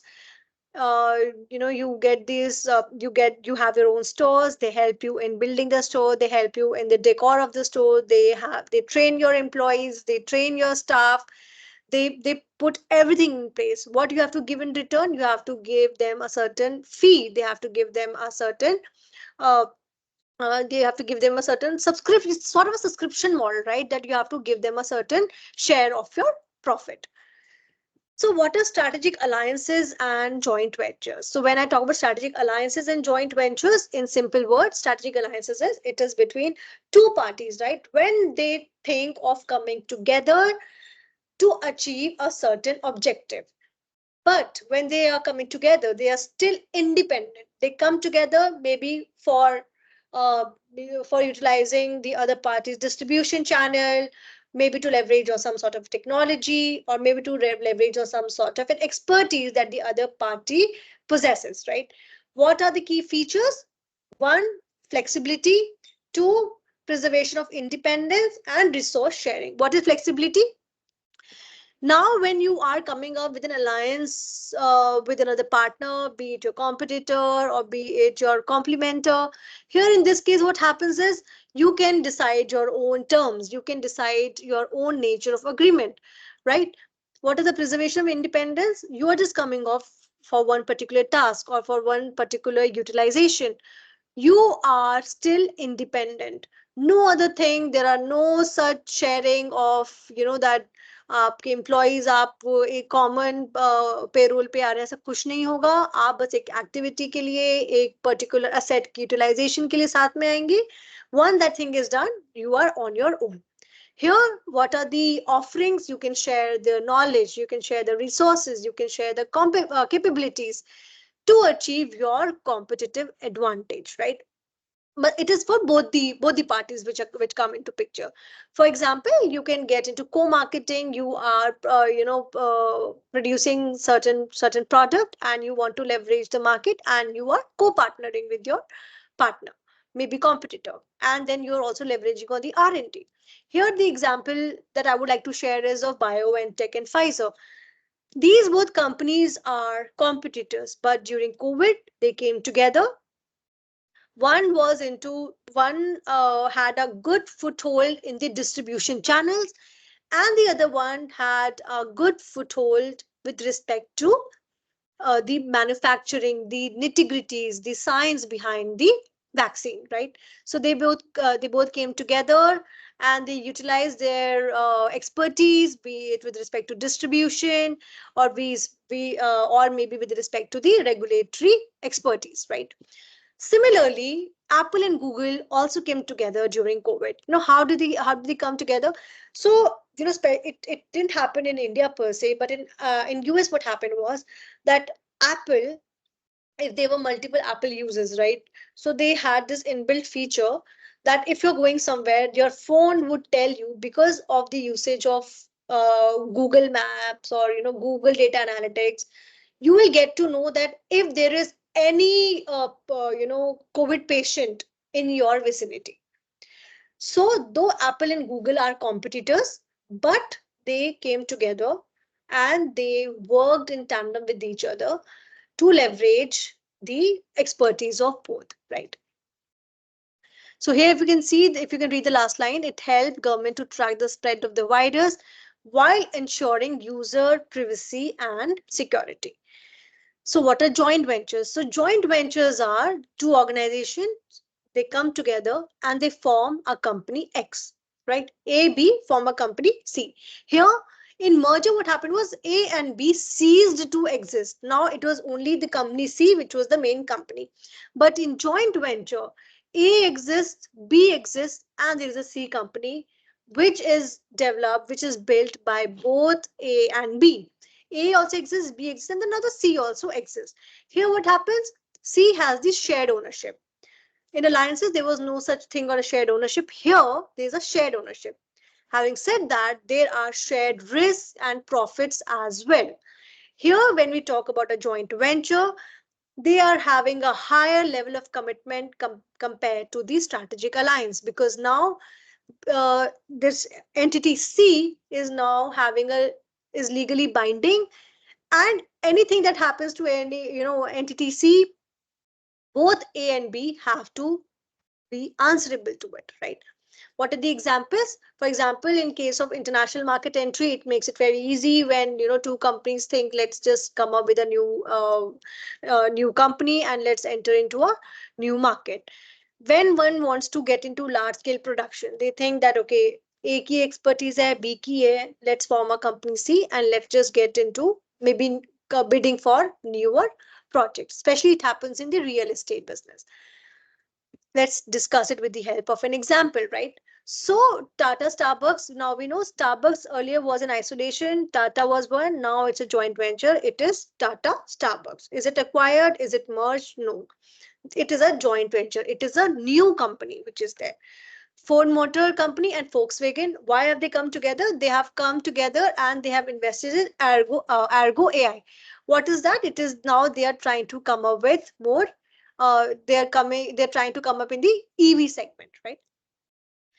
So I've already discussed what are the difference between strategic alliances versus joint ventures. Let us quickly review it. Commitment level in joint venture, the commitment levels is certainly high because there is a new entity and a lot of interest is there of both the lot is there on stake for both A and B, right? The purpose and scope here, strategic alliances might be formed for a wider range of purposes. However, quite possible that there is not a financial commitments, but when it comes to a joint venture, quite possible that there is a lot of investment involved. Obviously, there is a lot of investment involved, right? When you are coming up with a newer company. Independent strategic alliances, they are very independent. Anytime they want to exit, they can exit from their alliance, right? Obviously, keeping their exit strategy in place, they can exit. There are no such foundations that they have. However, when in joint venture, there's a new entity that is there. There is new management, there are new collaborations. Here, if somebody wants to exit, it is really difficult, right? Because it is a new company. So now what is the role of networks in business expansion? So the role of networks in business expansion could be, what is business networks? So on your screens, you can see the definition. Business networks refers to the web of relationships with your suppliers, with your competitors, with your customers, basically various stakeholders. What are the stakeholders? Stakeholders are the entities or domains or people who are impacted because of your business, right? So you should know the difference between the shareholder and the stakeholder. If there is still some confusion, please Google it. But now, since you're MBA students, you should know this. Stakeholder could be anyone if someone is impacted because of your business, right?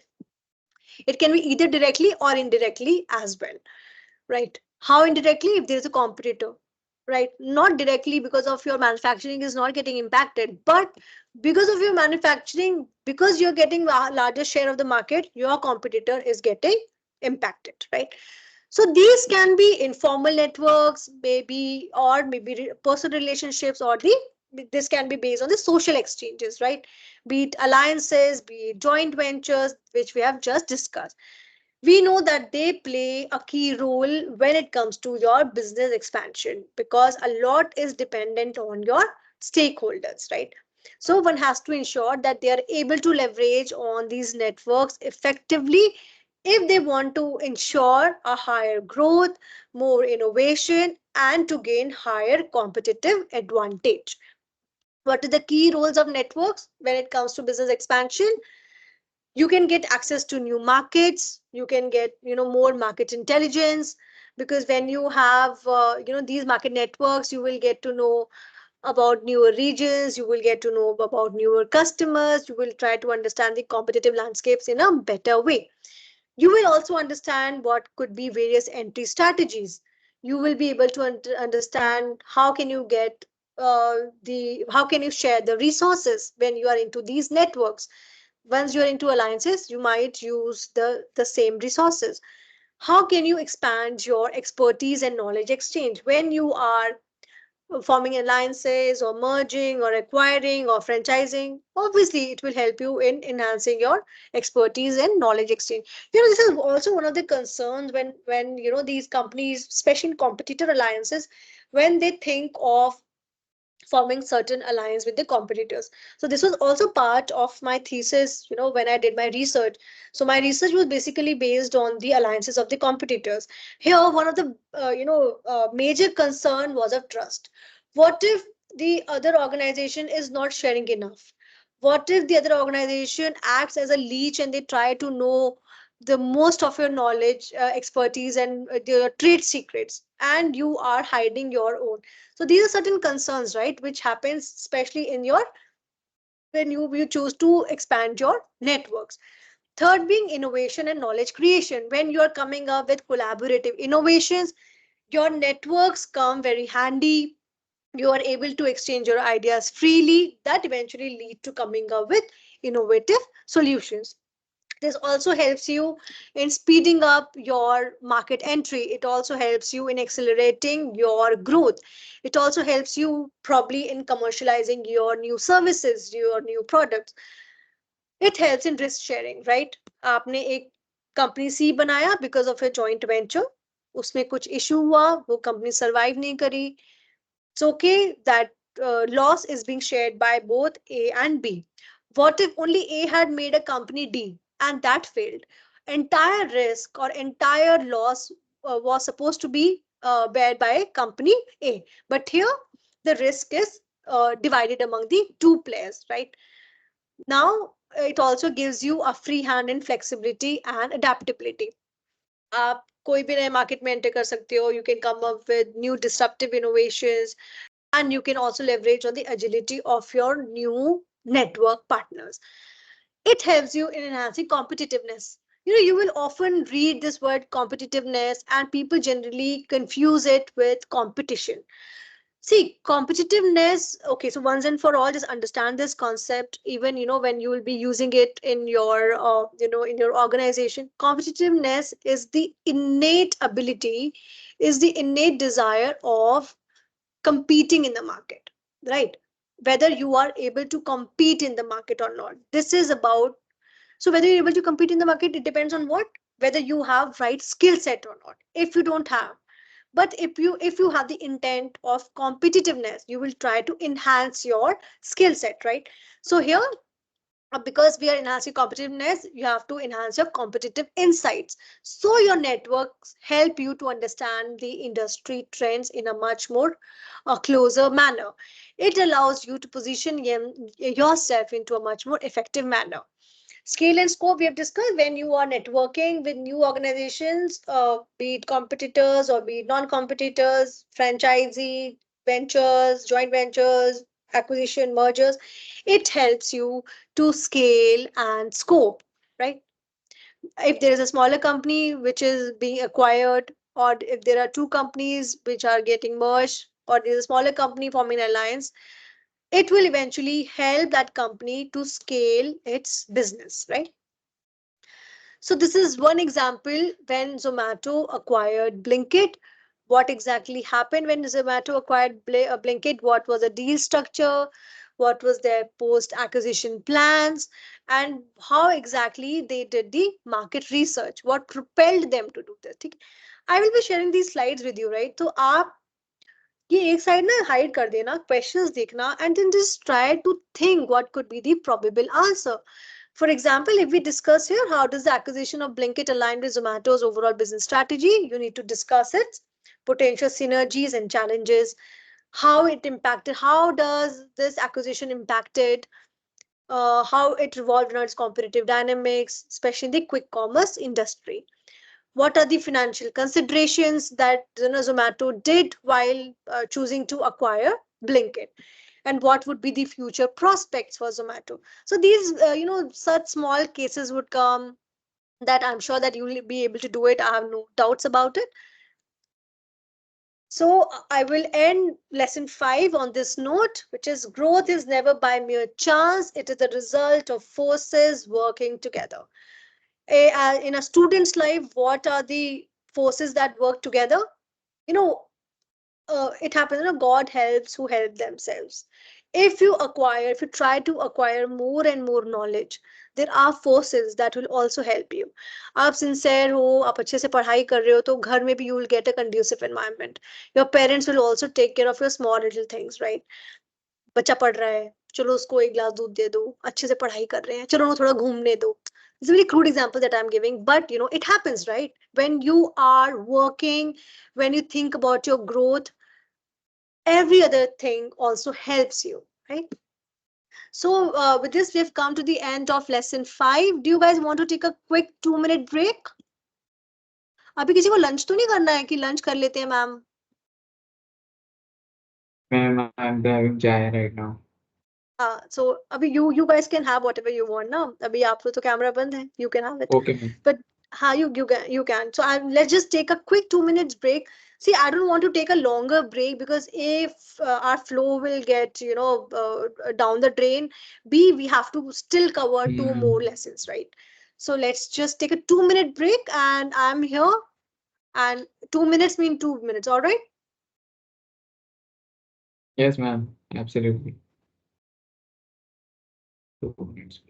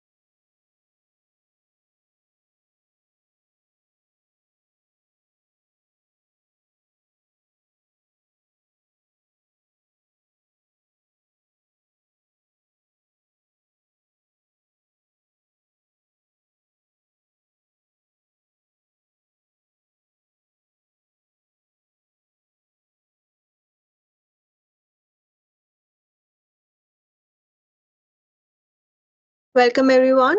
Let's start with lesson 6. All right. Okay.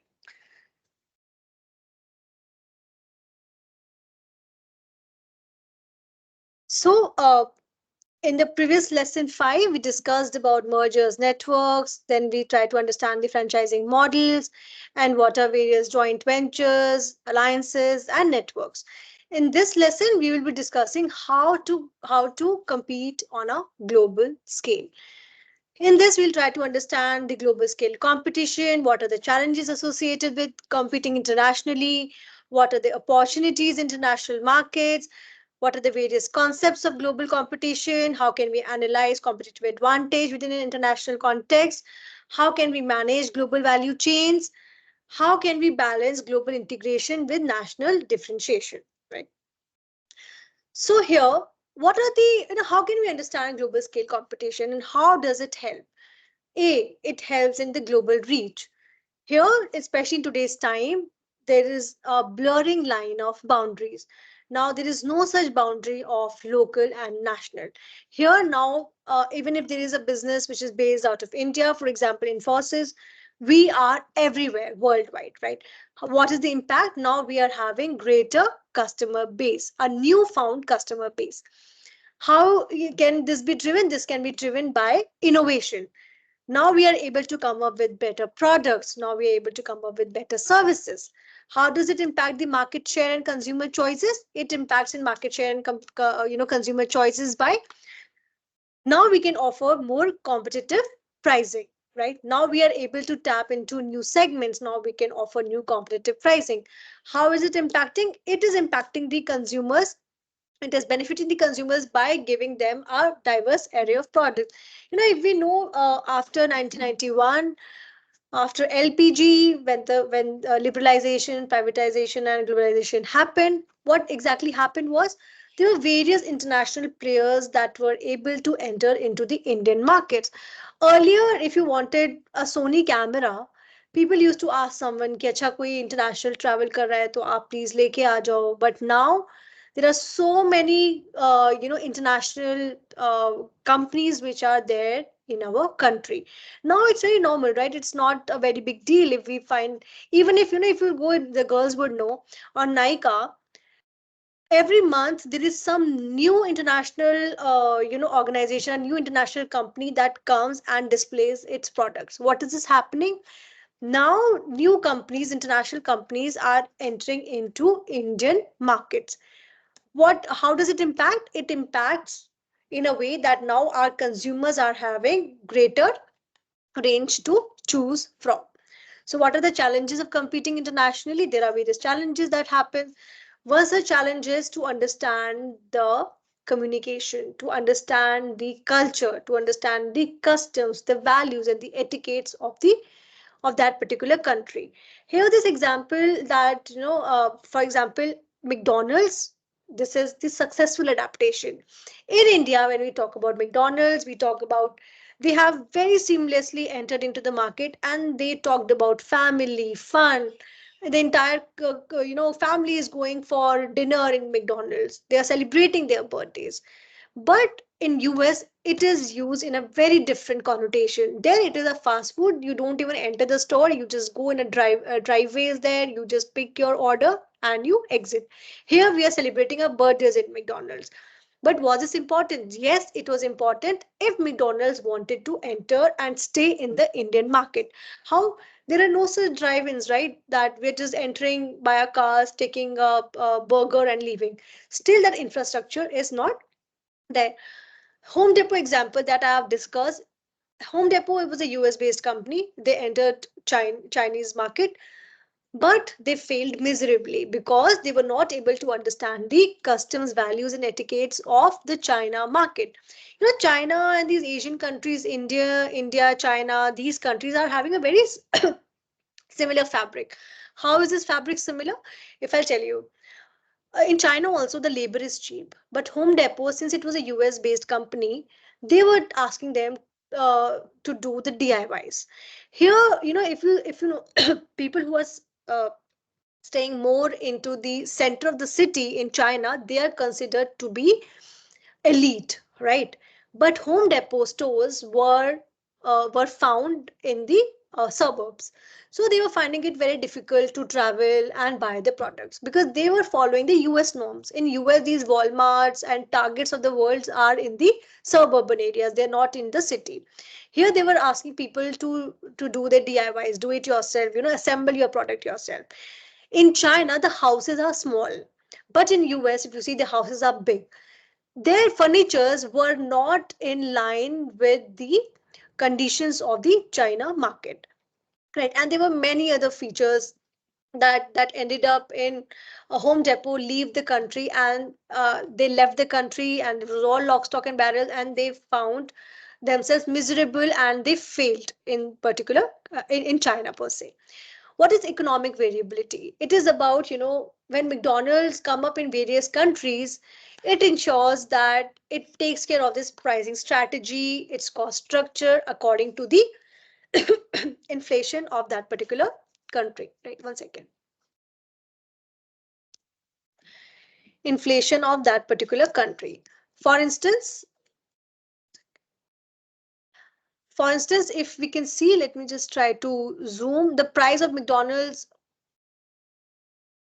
Okay, I'm not able to zoom it here. Anyways, so the price of McDonald's Big Mac in India would be $2.63, whereas the price of Big Mac, so here what we call a Maharaja Mac, that would be around $5.17 in Canada. So if we see in terms of dollars, it is more affordable in India, right?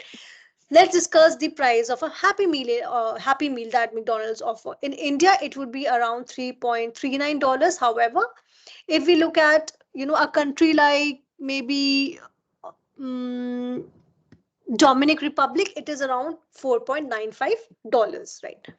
Here also we see that the price point of the most expensive McDonald's item varies in different countries.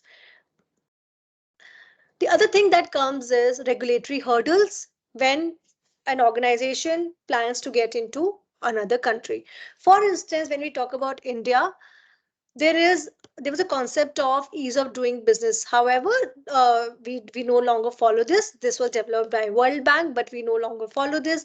I will also tell you the reason that why we don't. The last result that was there was in 2019.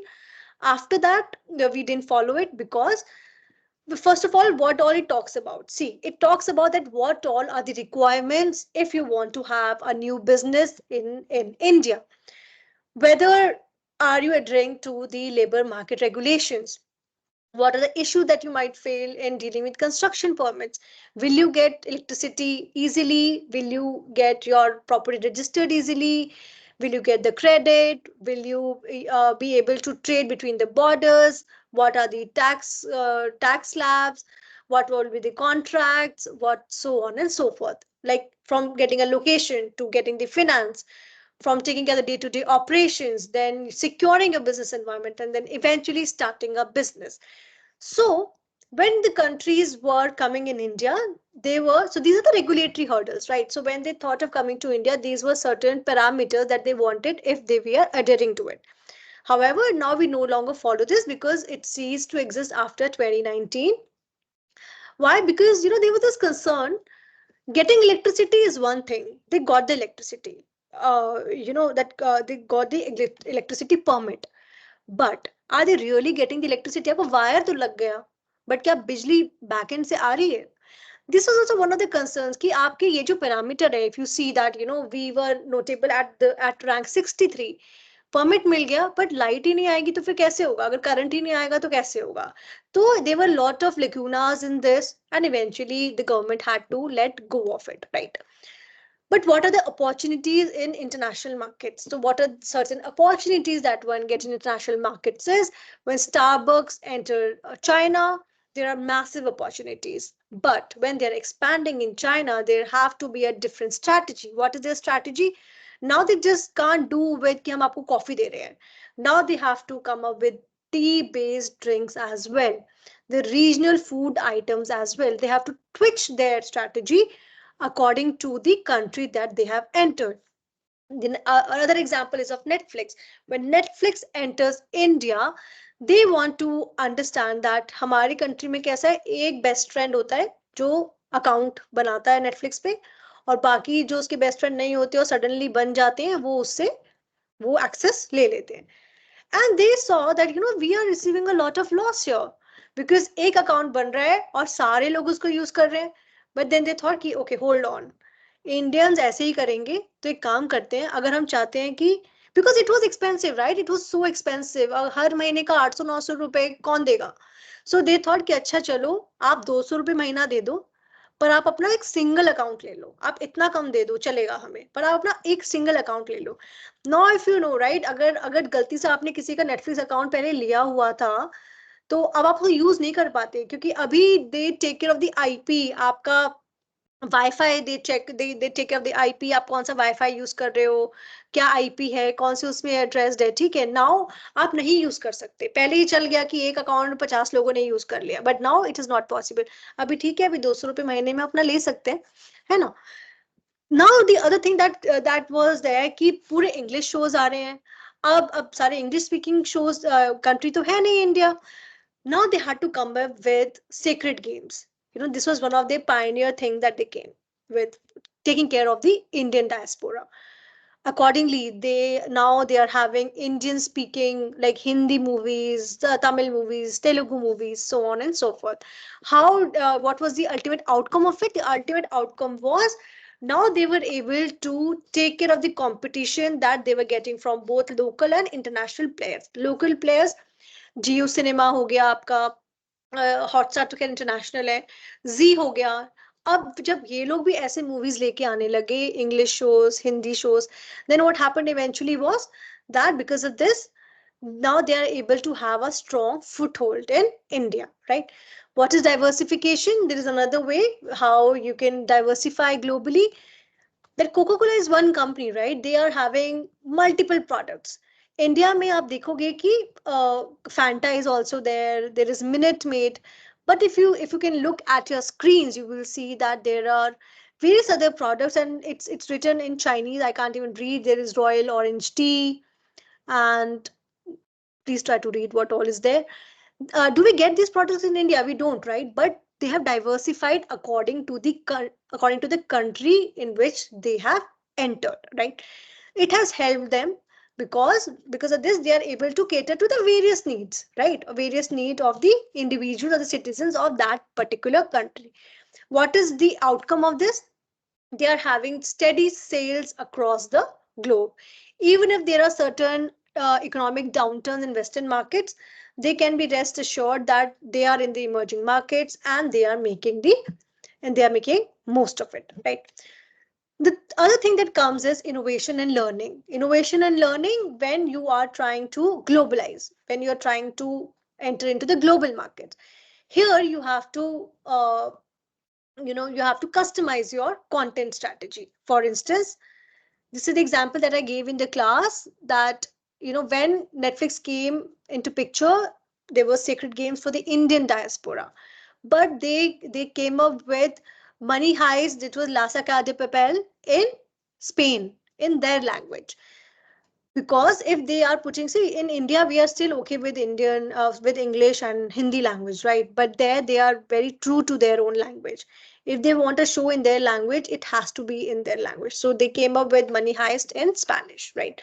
It helped Netflix to cater and to address the local needs of that particular country.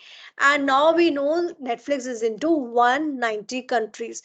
And how are they able to have a foothold in all these countries? Because they are able to understand the cultural nuances of these countries, right? What is the outcome? We know that Netflix has a strong subscriber base. It is having a global catalog, and but you will also see that there are certain shows which are being aired through Netflix in US probably, but you will not get those shows in India, right? There are certain movies also you will find जो वहाँ पे तो it is available, but it is not there in India, right? So what is the cost efficiency? Cost efficiency, when we talk about it, For instance, IKEA, they came up with global sourcing strategy. They try to source globally at a lower cost, and they try to come up with raw materials, and they source it from more than 50 countries. How eventually they had their cost efficient strategies? They ensured volume commitments. They were buying in large volumes. Because of that, they were able to negotiate at a lower prices. They were having long term supplier relationship. Because of those long term supplier partnerships, what happened eventually was that they were having consistent supply and cost efficiency. Flat pack design, if you can see on your screen, these are certain packaging in which an IKEA product comes. For instance, there will be a table. All the four legs are kept together. The flat top is kept together. There will be a DIY manual. There will be screws, everything. They will deliver it on you to you at your place, and then you have to do the assembling bit. How does it help? Now, if they're having the complete table, if they have to deliver, probably in one truck they can deliver 10 tables or maybe 6 tables, right? But when it is coming in these flat structures, they can deliver maybe 50 tables, right?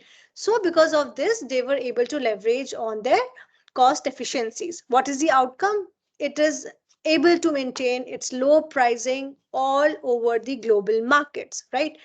It is able to be one of the most affordable home furnishings, right, which is there. They have leveraged on their supply chain, their production processes, so on and so forth. What is the key concepts of global competition? The key concepts are choosing the strategic locations for your operations in the most optimum way, be it through direct investments, be it through franchising, be it through partnerships, right?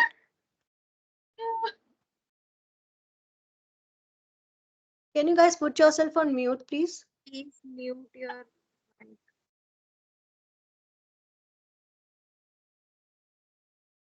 You have disturbed the entire class. It's okay if you want to leave. Thank you.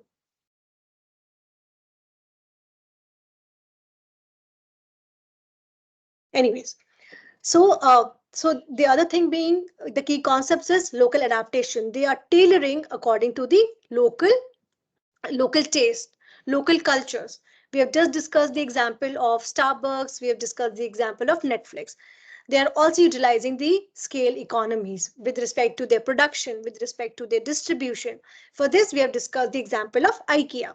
Then the cross-cultural management, where they are able to manage the cross cultures in different countries, when they are able to maintain कि अच्छा आप China में enter कर रहे हो, वहां पे coffee से काम नहीं चलेगा, आपको चाय भी ऑफर करना पड़ेगा in your menu.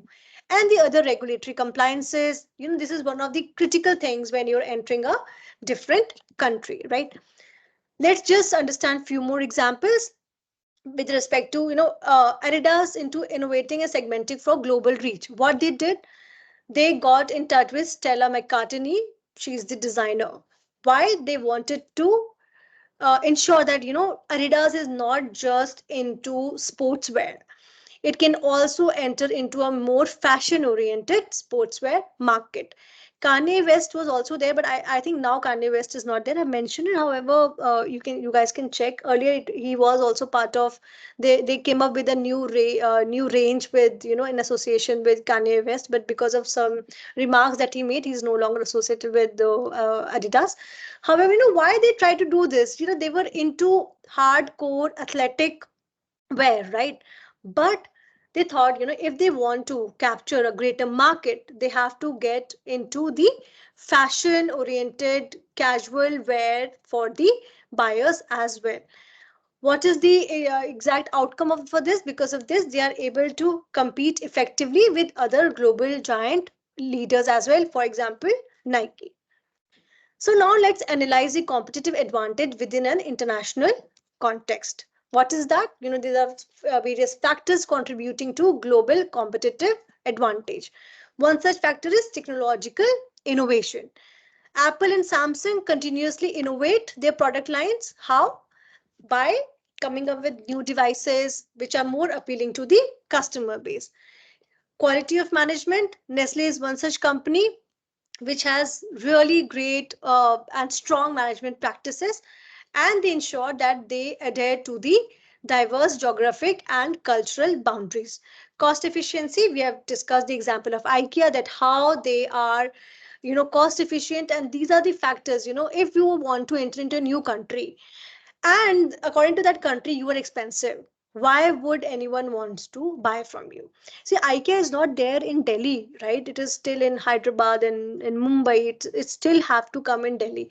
I don't know when it would come, but we have to really, if it comes, I want you guys to go there not as consumers or as customers. Go there and try to understand that how they are placing their products, what are the strategies that they are doing, what exactly is the theme, how are they buying. So just I want, whenever IKEA would come into Delhi, I want you guys to get in touch with me and tell me, ma'am, we had visited the IKEA store, but ऐसे नहीं हमने ये खरीद के ले आए हम.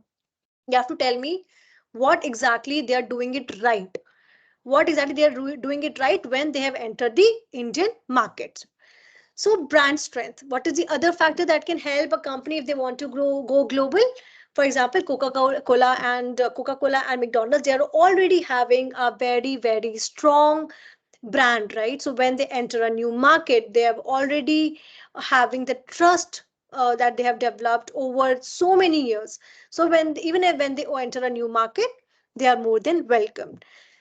Last but not the least, companies like Intel and Qualcomm, they have the competitive advantages because they are having the access to semiconductor technologies.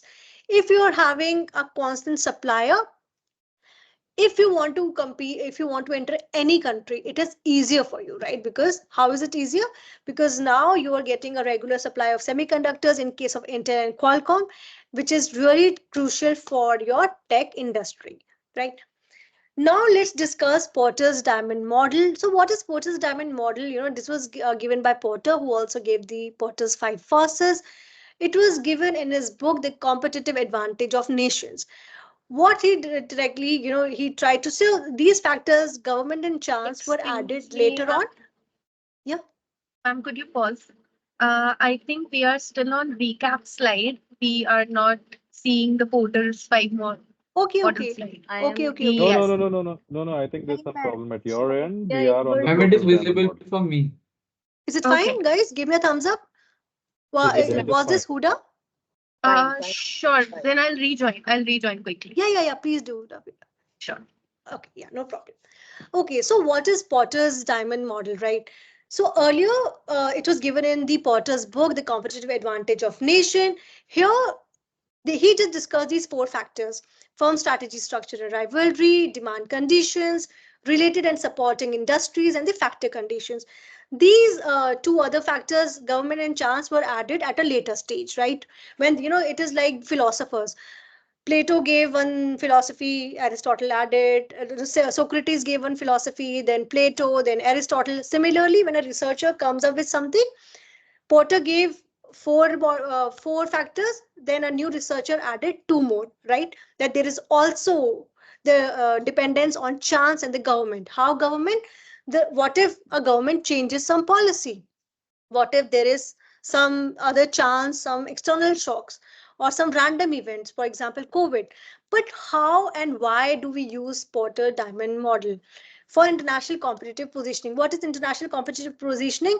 For example, there is an Indian company, and if they want to expand globally, what are the odds or what are the chances of them being successful in a different country?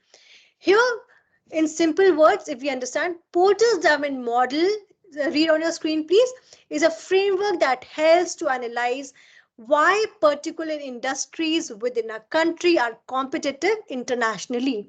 Why will they have success internationally? It posits that if there is a company which is having a home base, for example, in India, here, if that organization is doing well, and if the organization is doing well in the home country, company's capacity to create and sustain competitive advantage in global markets as well.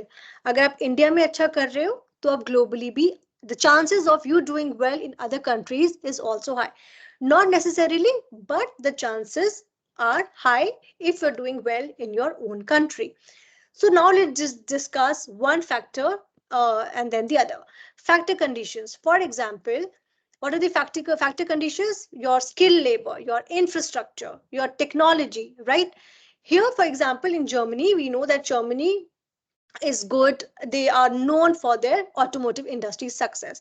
So when BMW and Volkswagens of the world are doing well in Germany, it can be considered that they are doing good in the other countries as well, because they have developed that a competitive edge in their own country, which they'll be able to leverage in the other countries as well.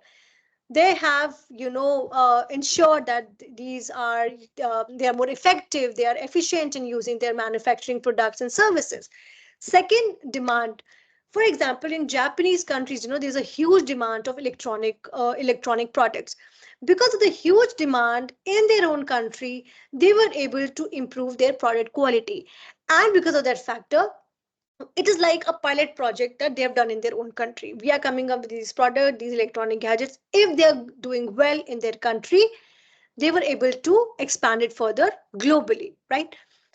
I don't know if you guys know, there used to be this company, Sanyo. I think it was a Japanese company, right? Sanyo used to be there. Abhi Sansui and all today, I think they were Yes, these are yes, South ma'am. Korean companies. Sensui, yes, I heard. Right. So Sansui, I think, is a South Korean company, right? So related and supporting industries. What are the related and supporting industries? One such industry is, for example, in US, we know there is a Silicon Valley. What is the supporting industry? अब वहाँ पर there are Harvards of the world, right? There are Stanfords of the world. वहीं से बच्चे pass out होते हैं, वहीं पे जाके job करने लग जाते हैं. So it is like there's a supported industry, right? There's a Silicon Valley in US, and there are other high tech industries, and they're top tier universities as well. As soon as there is a need of a good human resource, they can easily get the access, right? Last but not the least, firm strategy structure and rivalry. What is a firm strategy structure? For example, Samsung and LG, which are there in South Korea, they are having some sort of a domestic rivalry, right? But because of that, they were able to come up with more significant technological advancements in electronics and telecommunication industry. Because of that, they are able to compete internationally as well. Right. Now let's try to understand this with the help of one case.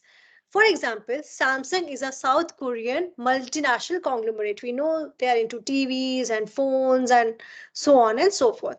What are the factor conditions there? R&D. They invest a lot in R&D in South Korea. Because of that, they are able to compete globally, and they are ahead of other competitors on a global platform, right? What are the demand conditions? Here the demand conditions are that the people in South Korea, they want sophisticated products, so they cater to the demands of the locals, of their citizens. What are related and supporting industries here? We know that they are having a strong network of suppliers, strong network of one second please.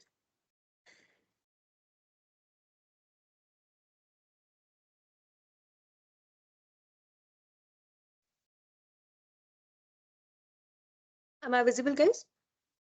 Am I audible? Okay. So when I talk about related and supporting industries, it is about that, South Korea is having a strong supplier and partner throughout the world. So the supplying of the completely finished products, right, which are ready, and the raw materials, if they want some semiconductors, if they want some ICs, they are having the all this in place, right?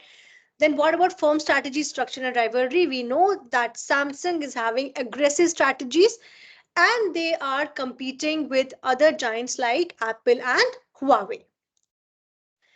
Now, how can we manage our global value chains? So to understand how can we manage global value chains, it is about, if you can see on your screens in the center, there is this central gear which talks about hyper specialization and firms relationship. What is it all about? That if you want to have a global value chain, if you want to have a hold on a global value chain, you have to ensure that in one particular product or a service, you are having a greater level of specialization, right? It will help you to work in tandem with the other drivers and outcomes. What are the drivers? let's just discuss what the drivers such as connectivity, your cooperation, your geography, endowments, institution policy, and market structures. Connectivity with respect to the ease and ability of communicating with your partners, right? When you are transporting your products or you're transporting your products, be it raw materials, be it finished products or semi-finished products, what kind of connectivity are you having? Second, about the cooperation, whether you are having proper cooperation between the different firms, firm which is supplying you the raw material, firm to which you are selling the completely finished product, are you having a cooperation between them? Then your geography endowments, whether, for example, geography can affect your logistics, where you are, endowments, your natural resources, are you getting enough natural resources? For example, you're into textile, are you getting enough cotton for manufacturing of the textile? What are the institutions involves, rules and regulations? What is the market size that dictates the demand? Then what about the outcomes? If you look at the right gear, you will see whether what all you're doing, what business you are doing, your value chain, is it contributing towards the growth and the jobs? Is it contributing towards the environment in the way that is the environmental impact less? Whether is it creating more pollution or whether it is reducing the pollution? How is it enhancing the environment? Then is it able to remove the inequality? Is it able to remove the poverty, right? So when we talk about global value chains, all these things have to come under consideration.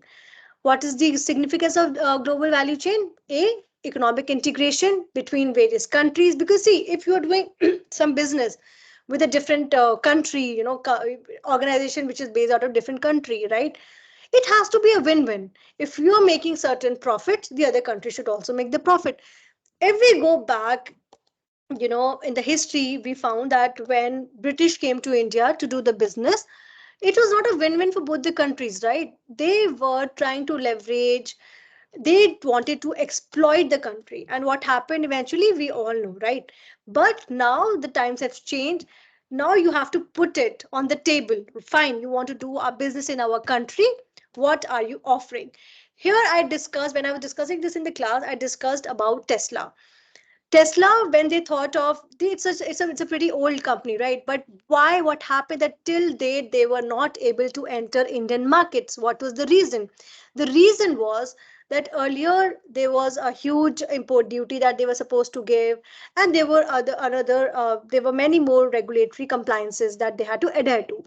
But now when they were hell bent, Indian government asked them ki fine, if you want to enter in our country, you're more than welcome, but it has to be a win-win for both.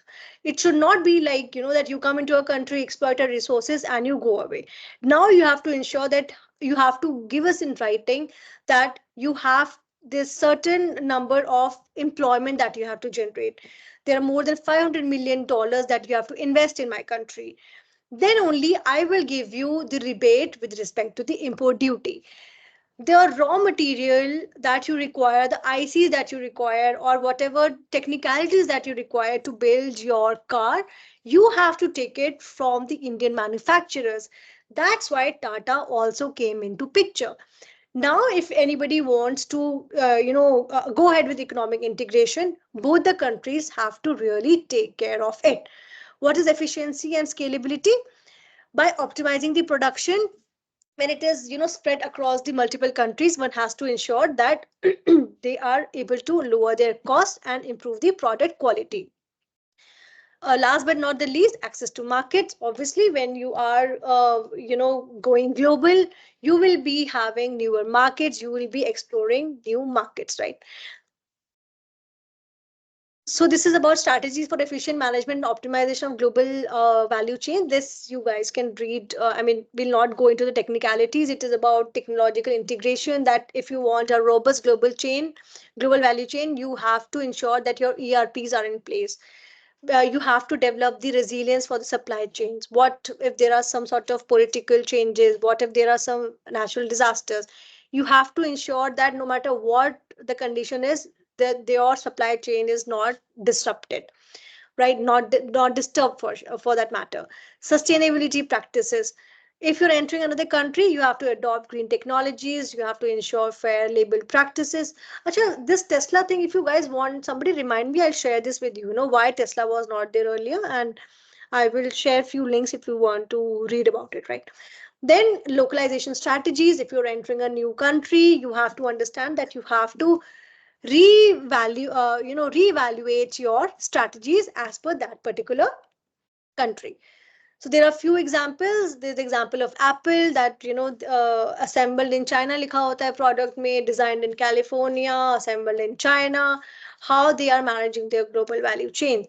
Zara, we know that their manufacturing is in various. It's in Spain also, and it is various Asian countries as well.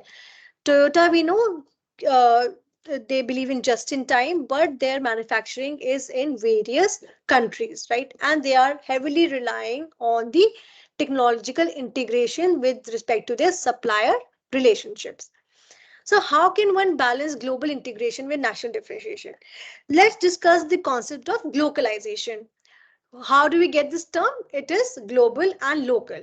It is about maintaining the balance, right? How can we do this?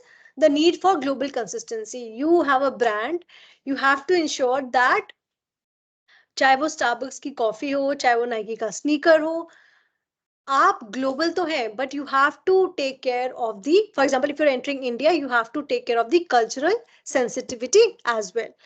What is the need for global consistency?